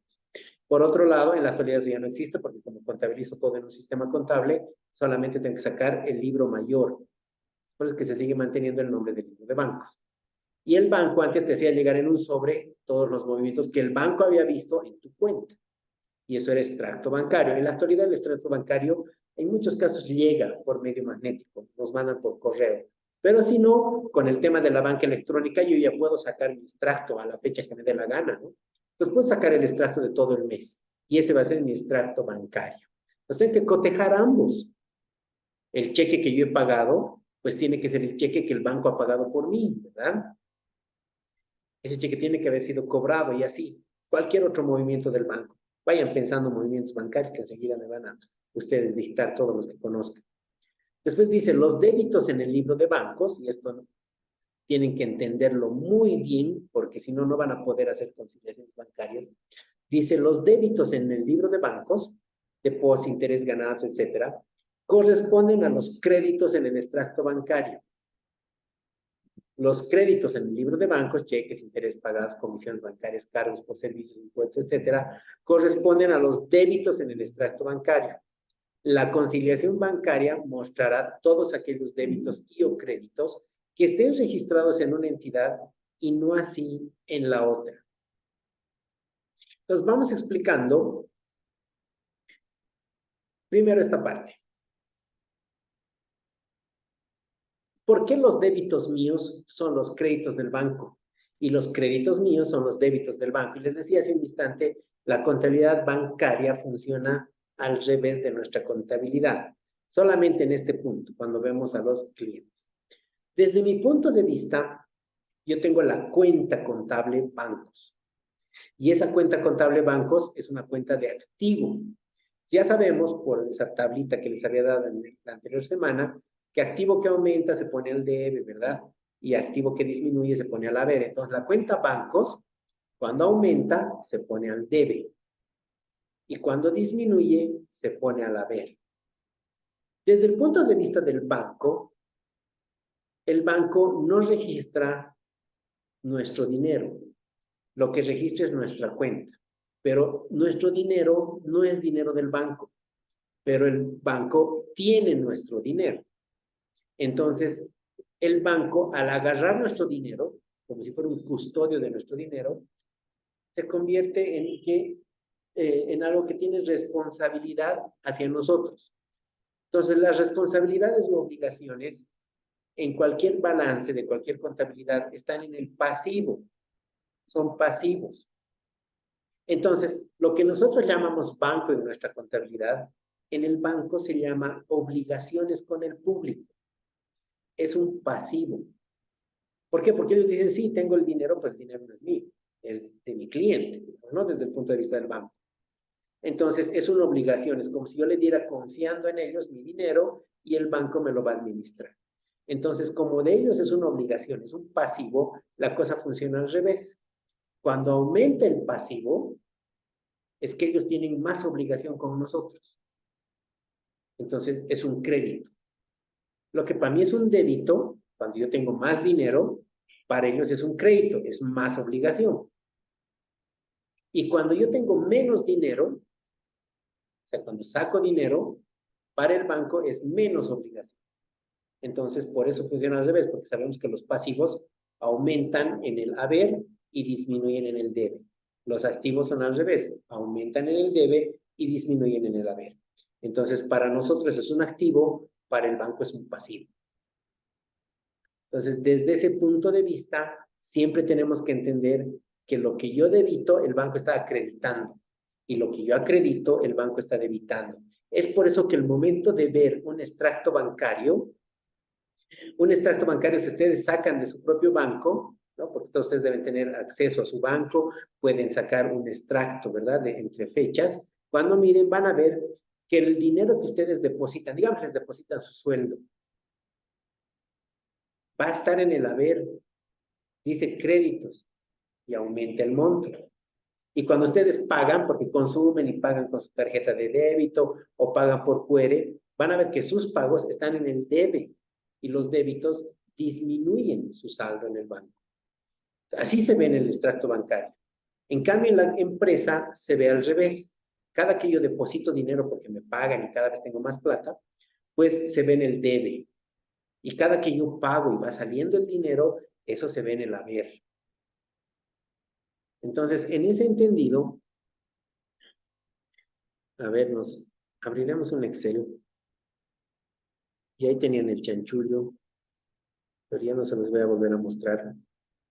Dice que una conciliación bancaria es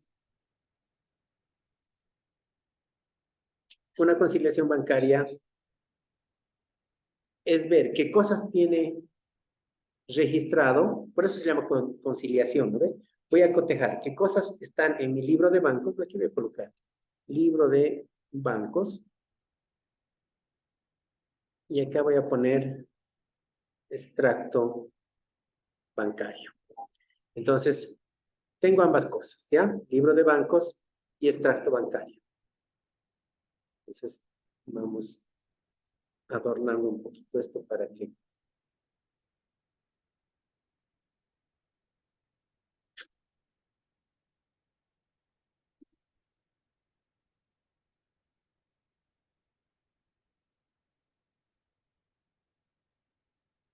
Oh, lo mismo no me sale. Entonces, vamos a tener, digamos, estos datos. Sabemos que estamos hablando de débitos y créditos. Entonces, aquí voy a colocar debe, aquí voy a colocar haber, y en el caso del banco también debe y haber. ¿Ya? Entonces, con eso tengo los registros de cada uno de estas entidades. La empresa, que la voy a poner en amarillo, y el banco la voy a poner en verde. Entonces, ya tengo todo lo necesario. Ahora vamos viendo movimientos bancarios. Que en la diapositiva que les he mostrado ya había ejemplos. Pero a ver, vayan diciéndome, ¿qué movimientos bancarios conocen?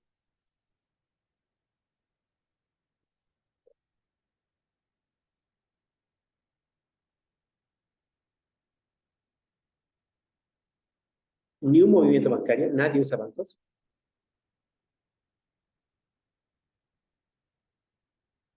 Yo voy a poner mi primer ejemplo. Vamos a hablar de un depósito. O sea, yo deposito dinero en mi cuenta. ¿Ya? Voy a colocar aquí depósitos. Listo. Y en el debe de bancos, ¿por qué? O en el debe de mis libros, porque esto está incrementando mi dinero. En el caso del banco, estos depósitos irían acá, ¿verdad? Porque el banco está incrementando su obligación conmigo. ¿Qué más puede pasar en un banco? ¿Qué movimientos más pueden existir en un banco? Retiros. Retiros, excelente. Entonces, ¿cómo vamos a hacer los retiros? Estamos hablando de una conciliación bancaria, de una cuenta corriente. Pues, ¿cómo voy a sacar dinero? ¿No? Entonces, vamos a colocar en que, a ver, voy a decir cheques, ¿ya? Pago con cheques. Y el banco va a colocar los cheques en el debe. ¿Por qué yo pongo en el haber? Porque cuando pago con el cheque, estoy disminuyendo el dinero que tengo en mi banco. Y el banco, al pagar ese cheque en sus cajas, ¿qué va a hacer? Pues va a disminuir su obligación con nosotros. Otro movimiento. Compra de chequeras o renovación de cheques, dice, Súper, físico. súper, excelente, Félix. Entonces, vamos a hablar de otros cargos bancarios, ¿no? Porque yo puedo pagar por chequera, porque me están, yo que sé, digamos, el banco me hace el servicio de pagármelo mi luz, mi agua, mi internet automáticamente todos los meses. ¿No ve? Entonces, pero por eso me va a cobrar algo, no me va a ser gratis, ¿no? Me paga la luz, el agua, pero el banco cobra una comisión. Entonces, vamos a hablar de comisiones bancarias. Cuando me cobre el banco una comisión, pues yo tengo que poner en el haber porque disminuye el dinero que está en mi banco. Y por ende, el banco, al cobrarme esa comisión, disminuye su obligación conmigo, porque hay menos dinero en la cuenta. Otro movimiento, ¿Intereses? intereses. Ok, en el caso de cuentas corrientes no hay intereses que nos paguen, pero sí nos pueden cobrar intereses. Los intereses un banco nos va a cobrar tal vez por un sobregiro.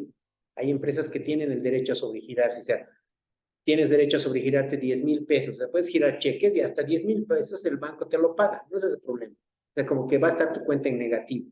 Pero cuando tú deposites dinero para cubrir esos cheques, como el banco te ha prestado, digamos así, momentáneamente con el sobregiro, por el lapso del préstamo, digamos, 3, 4 días después tú has depositado dinero, el banco lo que hace es cobrarte interés, es decir, por tantos días te he prestado.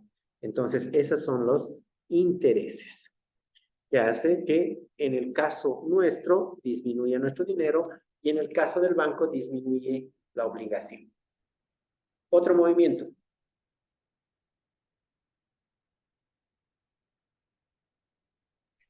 Por intereses ganados.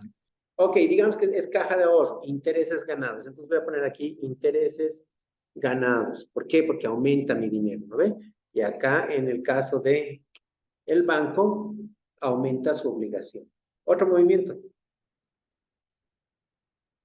El descuento del EDC IVA, creo que dice, ¿no? O nos hacen retención, creo, el descuento. Muy bien. Cuando nos pagan intereses, nos retienen. Entonces aquí van a colocar ese IVA. Y en el caso del banco, cuando nos retiene, es una menor obligación para el banco. ¿Qué otro impuesto nos puede cobrar el banco? Hablando de impuestos. IGF, Eso, el ITF. El ITF, muy bien. Entonces, el ITF, en el caso de compra y venta de dólares, está ahí, y el ITF acá también. ¿Qué más? Otros movimientos bancarios. 2, 4, 6, 7 tenemos hasta el momento. ¿Sufi con eso? Las boletas de garantía, dicen. Boletas de garantía. Las boletas de garantía simplemente es un papel que garantiza algo. ¿Qué nos va a cobrar el banco por emitirnos esa boleta de garantía? Una comisión. Entonces, el banco va a emitirnos esa comisión por, digamos, respaldarnos a través de esa boleta de garantía. Pero muy bueno el ejemplo. Otro.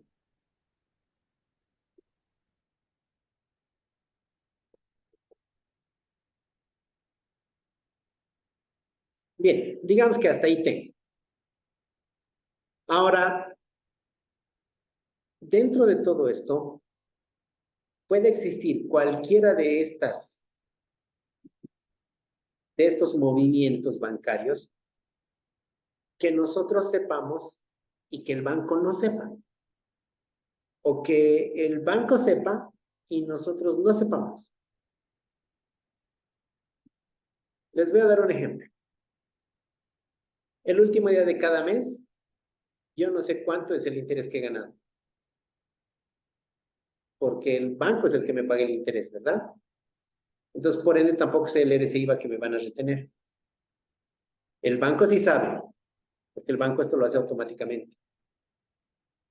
Si yo tuviera un sobregiro y después cubro ese dinero, el banco me va a cobrar un interés. Pero yo no sé cuánto es el interés. Es que yo no puedo calcularlo antes de haberme prestado tanto por tantos días, ¿no? Porque el banco va a calcular. ¿Y qué tal si he girado unos 3, 4 cheques que han ido siendo pagados en diferentes días? Pues el banco automáticamente va a decir, es que el primer día tenías tanto de sobregiro, el segundo día tenías más sobregiro, el tercer día tenías más sobregiro. Entonces, el quinto día es cubierto, entonces el primer sobregiro ha trabajado 4 días, el segundo sobregiro 3 días, y así, ¿no? Entonces, ya una fórmula enorme para calcular el interés. Entonces, ya el banco que me cobre, ¿no ven? Entonces, el banco te cobra, pero tú no te enteras. Les estoy hablando en el supuesto de que no miro mi extracto bancario, ya para hacer la conciliación bancaria. Porque hay otras cosas que sí me entero. Una comisión, por ejemplo. Las comisiones el banco me va a dar una factura. Entonces, como ya me da una factura, yo ya sé cuánto me está cobrando. Pero a veces me cobra comisiones por otros conceptos. ¿Qué tal si el banco realiza cobranzas por mí? ¿Ya? O sea, el banco me da el servicio de cobrar de otras personas. O el banco hace el servicio de pagar por mí a otras personas. Ustedes saben que pueden hacer pagos, hay algunos bancos que te dan ese servicio, donde tú puedes hacer más o menos como un giro, donde tú dices, necesito que le paguen, digamos, acá una de mis alumnos, Cintia. Necesito que le paguen a Cintia 250 bolivianos. Pero Cintia está en los Yungas. O sea, yo no le puedo hacer llegar un cheque, no tiene una cuenta bancaria a la cual yo le pueda hacer llegar el dinero. Entonces, ¿qué hacemos? Entonces, yo digo, ustedes páguenle en tal localidad en los Yungas, digamos en Coroico, páguenle 250 bolivianos a ella en tal sucursal. Entonces, yo le aviso a Cintia y le digo, Cintia, tienes que ir a la sucursal tal, vas con tu carnet de identidad y el banco te va a pagar. Porque yo ya he dado la orden. Entonces, Cintia va y dice, me tiene que pagar el Miguel, aquí está mi carnet. Ah, sí, hay un pago por usted, toma tus 250 lucas y te vas. No hay cheque, no hay transferencia, no hay nada. El banco te está haciendo el servicio de pagártelo en otra parte en efectivo. Entonces, por eso el banco al final va a cobrar una comisión, de acuerdo al número de pagos que yo haga. Entonces, a medida que la gente vaya yendo a cobrar, el banco, mientras haga el servicio, pues me va a ir cobrando una comisión. Yo puedo saber la comisión. ¿Qué tal si me cobra un boliviano por cada pago que me lo hace? Ya, yo ya puedo saber la comisión. ¿Cuál es el problema? Que no sé cuándo va a ir a cobrar mi beneficiario. Yo le he dicho a Cintia, puedes ir a la sucursal tal y vas y cobras tu dinero. Pero no hay una fecha exacta. Cintia va a ir cuando tenga tiempo, ¿verdad? Y va a decir, ya, mañana tengo tiempo o la próxima semana tengo tiempo. ¿Cuál es el gran problema acá que puede ocurrir? Por eso les decía que uno sepa y el otro no sepa, es el tema de la fecha de corte.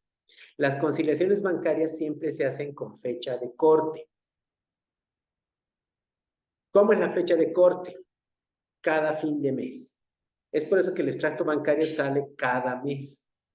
Entonces, ¿qué va a suceder? Si digamos yo digo, páguenmelo a Cintia y páguenmelo 250 pesos. Yo estoy dando la instrucción hoy día. El banco lo primero que hace es debitarme ese dinero. ¿Sí? O sea, como si fuera un cheque o como un retiro. El banco va a sacar el dinero de mi cuenta. O sea, ya no está el dinero en mi cuenta. Entonces, ¿yo qué hago? Contabilizo ya en la salida de dinero, porque para mí es un dinero que ya está pagado. Pero ¿cuándo va a suceder la comisión? El día que el banco haga realmente el trabajo. Porque Cintia puede ir, digamos que hoy día es 31 de julio. Y hago, páguemelo a Cintia, perfecto. Cintia va mañana, 1 de agosto. Y uno puede decir, pero era lunes y martes, ¿no? Desde el punto de vista contable es otro mes. Julio es una cosa, agosto es otra cosa. Entonces, hasta julio yo tengo registrado el pago, pero no tengo registrada la comisión. Y tal vez el banco no tenga registrada ninguna, o tal vez solo tenga el pago. Entonces, si yo registro la comisión, porque yo ya sé que es un boliviano, entonces yo ya lo registro, pero el banco todavía no lo ha registrado. O el banco va a registrar cuando me lo haga el trabajo y yo recién me voy a enterar después que ya me lo habían pagado porque voy a ver el cargo. Entonces, vean que las cosas no suceden al mismo tiempo. Tendría que yo vivir mirando mi cuenta bancaria para poder saber qué cosa está pasando. Esto que les decía en el supuesto, ¿no? De que tengo esa fecha de corte. Entonces, voy a tener cualquiera de estos movimientos que yo puedo haberlos registrado y el banco no. O viceversa, cualquiera de estos movimientos que el banco haya registrado y yo no. ¿Qué tal si alguien ha depositado directamente en mi cuenta? Y va a venir yo que se tengo un cliente en Sucre. Y en Sucre, antes de venir, el tipo va y deposita, porque es un monto alto. Y al día siguiente recién está comprando un pasaje, llega 2 días después aquí a La Paz con su voucher para recoger su mercadería, pero ya es otro mes. Entonces llega y me dice, te lo he depositado, y uno mira y recién se entera, el 2 de agosto, digamos, que el 31 de julio había habido un depósito. ¿El banco sabía del depósito? Sí. Y yo no tenía ni idea. Me entero cuando el tipo viene con el voucher. Y me dice, yo he sido el que ha depositado. Entonces digo, cierto, está el depósito, pero yo nunca lo he contabilizado y estamos en 2 de agosto. Y la venta la voy a hacer el 2 de agosto, entonces voy a registrar bancos el 2 de agosto. Pero al 31 de julio no tengo en bancos eso.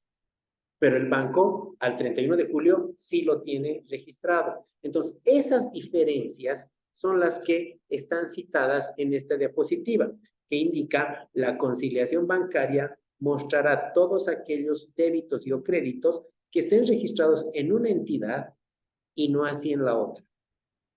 Entonces, por eso les decía, hacer la conciliación bancaria es bien fácil porque yo tengo que ir cotejando. Yo saco mi libro mayor y saco el extracto bancario del banco, el primero del mes, digamos. Ya he cerrado mi mes, ya no puedo hacer más registros. Entonces, hasta ayer yo he registrado todo lo que sabía. Y el banco lo propio, hasta ayer he registrado todo lo que sabía. Entonces, voy a empezar y puedo empezar a mirar cheques. Yo en mi mayor dice pago del cheque número 5 pagado a fulanita Félix. Listo. Y voy buscando el banco, mi cheque número 5. Y veo que días después, porque yo puedo haber emitido el cheque el 5 de julio. Félix ha venido a cobrar el 8 de julio y se lo ha guardado el cheque. Y el 20 de julio se acerca al banco y ha dicho, tengo este cheque y el banco le paga. ¿Cuándo he hecho yo mi registro? El 5 de julio. ¿Cuándo he hecho registro el banco? El 20 de julio. Entonces yo busco mi cheque 5 al 5 de julio o el cheque X el 5 de julio y voy buscando ese cheque y voy a encontrarlo el 20 de julio recién. Pero está cotejado y voy a decir, cheque número tal con cheque número tal por el mismo monto. Y así voy a ir cotejando tanto los cheques como los depósitos, como todos los registros que yo tengo. Entonces, lo interesante es que si yo hubiera registrado todo lo del banco y el banco registrara todo lo que yo tengo, pues nuestros saldos serían idénticos, ¿verdad? Tendríamos el mismo saldo. Yo tengo el saldo de 1,000, el banco también 1,000. ¿Por qué? Porque todo hemos registrado. El mismo día, la misma hora. Yo veía y registraba. Entonces, eso es, digamos, la situación más óptima, que por lo general no ocurre. Y no ocurre más que todo por el tema de los depósitos y los cheques. Los intereses puedo enterarme, las comisiones. El ITF me voy a enterar después. El banco te va debitando, pero tú no lo registras en ese instante. Lo registras al final. El EDC-IVA, nunca te enteras, ¿no? Porque al día siguiente, cuando tú ya has cerrado tu banco, recién sabes cuánto de interés habías ganado y cuánto de EDC-IVA habías ganado. Entonces, no hay esta cifra. Pero, por ejemplo, con los cheques sí. Los cheques es fácil de identificar que el banco no los tiene. Porque el banco no se entera qué cheques has hecho. Tú sigues emitiendo cheques, ¿no? Un día dices, voy a pagar a estas 25 personas. Y haces 25 cheques. Pero el banco no tiene idea que estás emitiendo cheques. Entonces, de la chequera, ¿qué momento se entera el banco que has emitido cheques? Cuando los beneficiarios de esos cheques van al banco y los cobran. Y como el cheque tiene vigencia de un mes, pues por lo general los cheques no llegan a ser cobrados dentro del periodo. Especialmente los cheques de los últimos días, porque obviamente si tengo un cheque el primero y tengo la constancia de pagar muy rápido, entonces el 2, el 3 ya le voy a estar pagando y lo más probable es que el beneficiario corriendo se vaya al banco y lo cobre, ¿no? O sea, hasta el 5, 7 ya va a estar cobrado. En cambio, mis cheques que emito el 20, el 25, pues los voy a estar pagando el 30 y tal vez yo mismo los pago después. O tal vez ni siquiera el beneficiario viene, a veces eso ocurre en las empresas. Llamamos y dicen, ya está listo su cheque, ya. Y una semana después aparece el mensajero. Dice que tienen un cheque. Ya, sí, desde la semana pasada hasta aquí le pagas, ¿no? Y el mensajero lo lleva a su empresa y si su empresa es grande, pues va a haber un cajero que va a tener todos los cheques hasta que se los endose. O sea, los procesos que estábamos viendo ayer, ¿no? Y recién se va a depositar después y puede haber ya la fecha de corte, nos puede haber pillado en el medio. Entonces yo ya tengo el cheque, ya lo he pagado, para mí ya es un pago que menos, pero desde el punto de vista del banco, el banco todavía no efectiviza ese cheque. Entonces el dinero sigue en la cuenta, pero en mi extracto, perdón, en mi libro de bancos, ese dinero ya no está. Yo ya no lo tengo. Entonces vean que así es como va a ser la conciliación. El hecho de cotejar uno con otro es lo más fácil del mundo. No, pues les decía, eso lo puede hacer hasta un niño, ¿ve? Tienes que encontrar la misma cifra, encontrar pares, ¿no ve? En dos. Aquí hay 200, aquí hay 200, aquí hay 500, aquí hay 500 y así. Lo único que hay que cuidar es que los débitos míos sean los créditos del banco y viceversa. Nada más. Después, cuando termino de cotejar, y eso ya no lo vamos a ver ahora porque no es materia, pero después de que termino de cotejar, todo lo que no se ha cotejado es lo que va a ingresar dentro de la conciliación bancaria. Y cuando hablamos de conciliación, tenemos que partir de un dato. Esto es matemática pura, ¿ya? Digamos, yo voy a partir, una forma de conciliar es partir del libro de bancos. Y debería llegar yo al saldo según el extracto bancario. Entonces yo digo, yo tengo un saldo mío, tengo que llegar al saldo del banco. ¿Qué tengo que hacer? Entonces voy a agarrar y voy a decir, lo que yo he cargado, o sea, lo que yo he hecho aumentar mi cuenta y el banco no sabe, el banco no lo tiene, ¿verdad? Entonces, si yo me quiero acercar al libro de bancos, pues lo tengo que restar. Y lo voy a restar. Entonces, ¿qué voy a hacer? Voy a restar los débitos en bancos que no estén registrados en el, o los débitos en libros que no estén registrados en el banco. Por otra parte, lo que yo he disminuido a mi cuenta, porque al ponerle al haber disminuyo, ¿verdad? Yo ya he registrado y he disminuido, pero el banco no sabe, entonces el banco no ha disminuido. Entonces yo para acercarme al libro de bancos voy a sumar. Entonces voy a decir, mi saldo en libros menos los débitos que yo haya hecho, más los créditos que yo haya hecho. Y ahora me tengo que seguir acercando al libro de bancos. Lo que el banco ha disminuido y yo ni siquiera lo he registrado, pues es como que ahora debería registrarlo. Entonces, si el banco lo ha disminuido, yo también lo tengo que disminuir. Y por otra parte, lo que el banco hubiera registrado, que aumentaba mi saldo, y yo no lo he registrado, pues yo también lo voy a aumentar. Entonces, ¿qué va a hacer?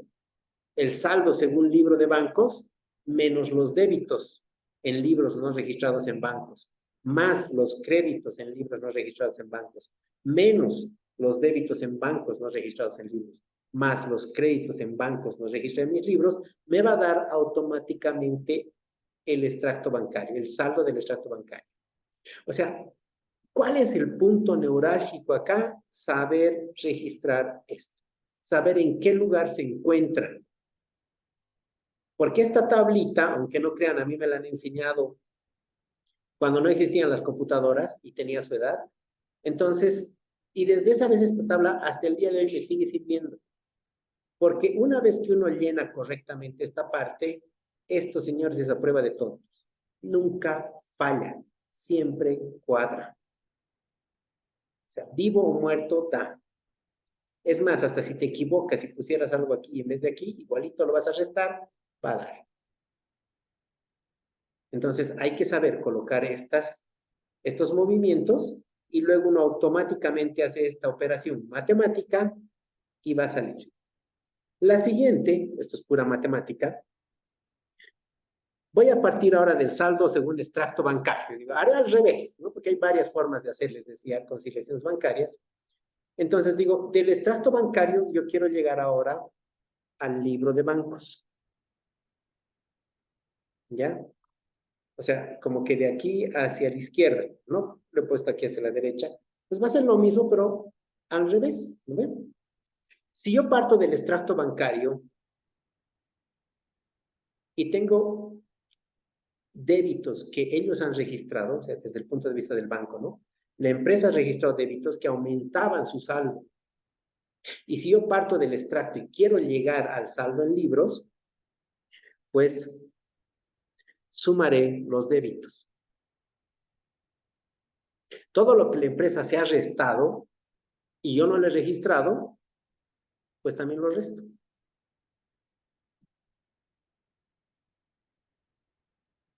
Todo lo que yo, como banco, he disminuido de la cuenta, pero la empresa no sabe, entonces como que se lo devuelvo momentáneamente, ¿no? Lo vuelvo a sumar. Y todo lo que yo haya sumado y que la empresa no sabe, pues lo vuelvo a restar. Y con eso llego al libro de bancos. Esto igual, fórmula infalible. No falla matemáticamente. Esto es pura matemática. ¿Ya? Ahora hay un tercer método que se llama saldos iguales. Lo voy a dejar aquí aparte. Yo voy a partir del libro de bancos y por otra parte voy a partir del saldo según extracto bancario. Y tengo que llegar a un saldo que sea idéntico en ambos casos. Entonces yo voy a partir también del extracto bancario por otra parte. ¿Y qué voy a hacer en el libro de bancos? En el libro de bancos yo voy a restar todo lo que el banco me ha restado. Y le voy a sumar todo lo que el banco me ha sumado.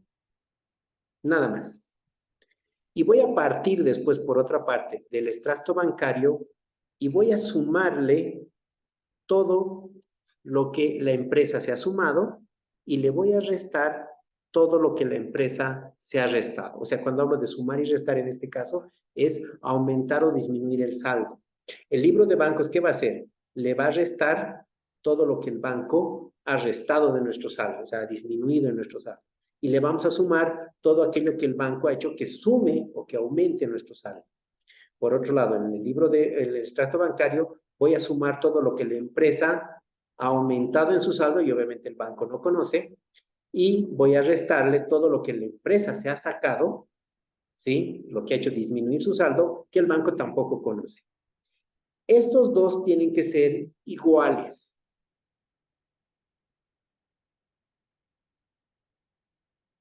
Entonces, estos son los tres métodos, y les repito, son infalibles, de realizar una conciliación bancaria. Este, que es súper interesante, ¿qué me va a dar en la igualdad? Aquí me va a decir que si yo hubiera registrado todo, lo mío que ya está registrado, y lo del banco que lo voy a registrar ahora, pues tendría un saldo. Y si el banco, que ya tiene registrada su parte, registrara lo mío más, tendría el mismo saldo, lo que les decía al inicio, ¿no ve? Ambas tendríamos el mismo saldo. Entonces, esta igualdad quiere decir que si ambas empresas hubieran registrado absolutamente todo, pues no habría necesidad de hacer conciliación bancaria y estaríamos mostrando el mismo saldo real.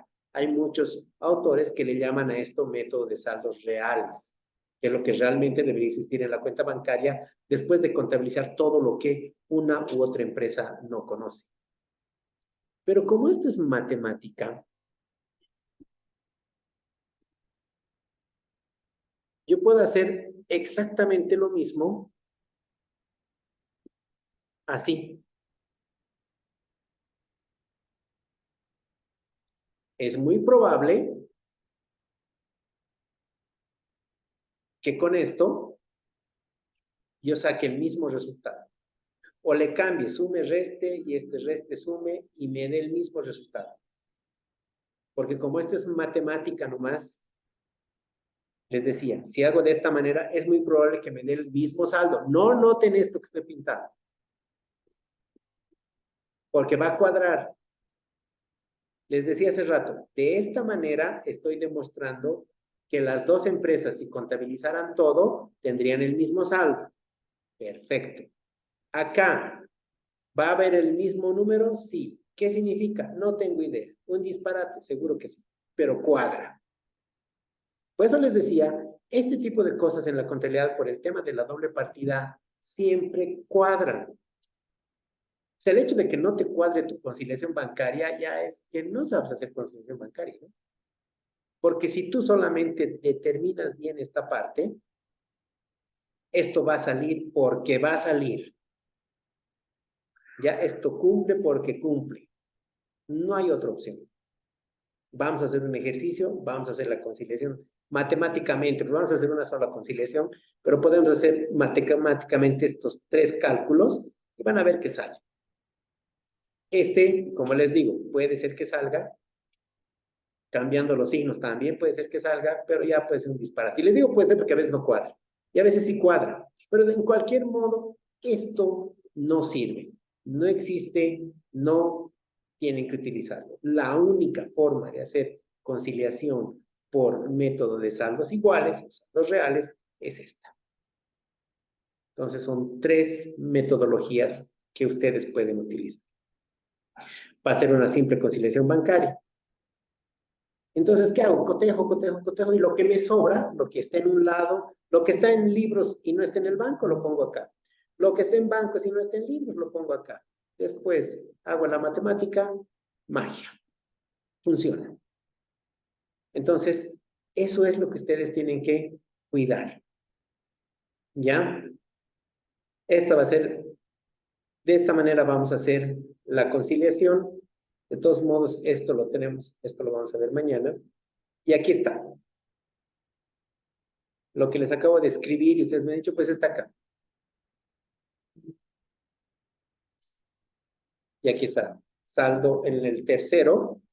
Dice partiendo del banco, sumando, restando, partiendo de libros, restando, sumando. Es lo mismo que tengo acá, ¿no? Banco sumando, restando, libros restando, sumando. Es lo mismo. Entonces, para que ustedes lo entiendan acá. Pues tienen en la diapositiva este tema. ¿Ya? Ahora bien, les decía, esta parte sale porque sale. Y esa es la parte sencilla de la conciliación bancaria. Esto es lo fácil. Sí, esto, pues les digo, tema de básico.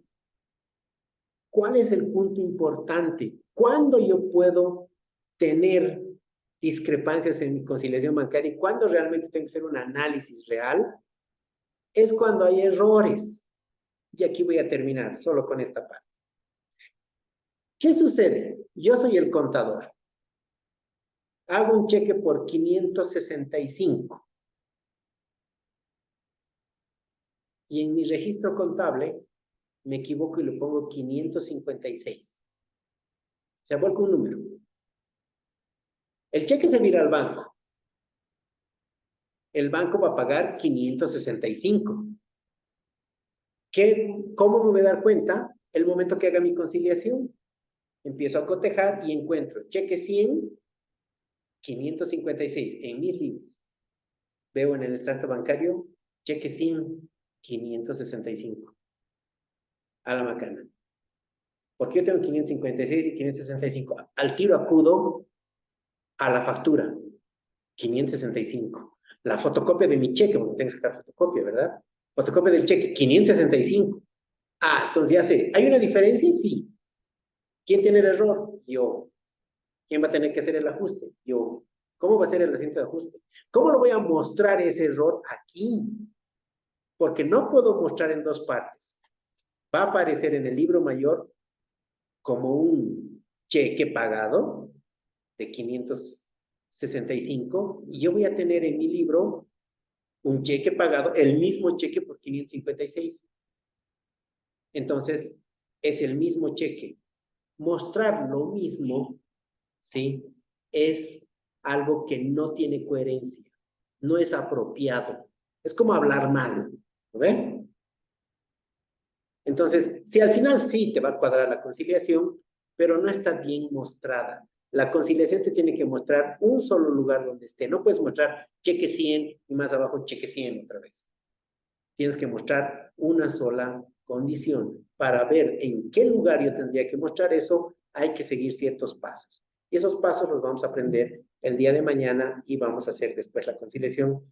Que desde mi punto de vista, el tema de colocar errores en este cuadrito es lo más importante del análisis de la cuenta bancaria. Entonces, mañana, pues decía, con esto concluyo. El día de mañana vamos a ver este tema. Les voy a enseñar un truquito que yo de tanto hacer conciliaciones en mi vida lo he aprendido. Tiene 3 pasitos y si ustedes cumplen con esos 3 pasitos, no va a haber conciliación bancaria que les cae. Bien, amigos, espero que esto lo tengan grabadito. Yo lo voy a borrar y con eso pues concluyo el día de hoy mi clase. Entonces, nos vemos el día de mañana. Licen, Te escucho. el tema de la conciliación bancaria es necesariamente solo para cuentas corrientes o también para cajas de ahorros. Para cajas de ahorro también. Para cajas de ahorro. Ah, Pero en cajas de ahorro hay mucho menos movimientos, ¿no? Porque no emites cheques. Entonces, los débitos los haces tú, porque son tus depósitos. Los retiros los haces tú, ¿no? Entonces, no hay mucho. Las conciliaciones bancarias de cajas de ahorro son muy sencillas, ¿no? A menos que haya errores, pero es lo mismo. Al final, el trato es el mismo para cualquiera. ya, gracias. ¿Listo? Bueno, pues en el resto nos encontramos el día de mañana. Estén bien, buenas noches.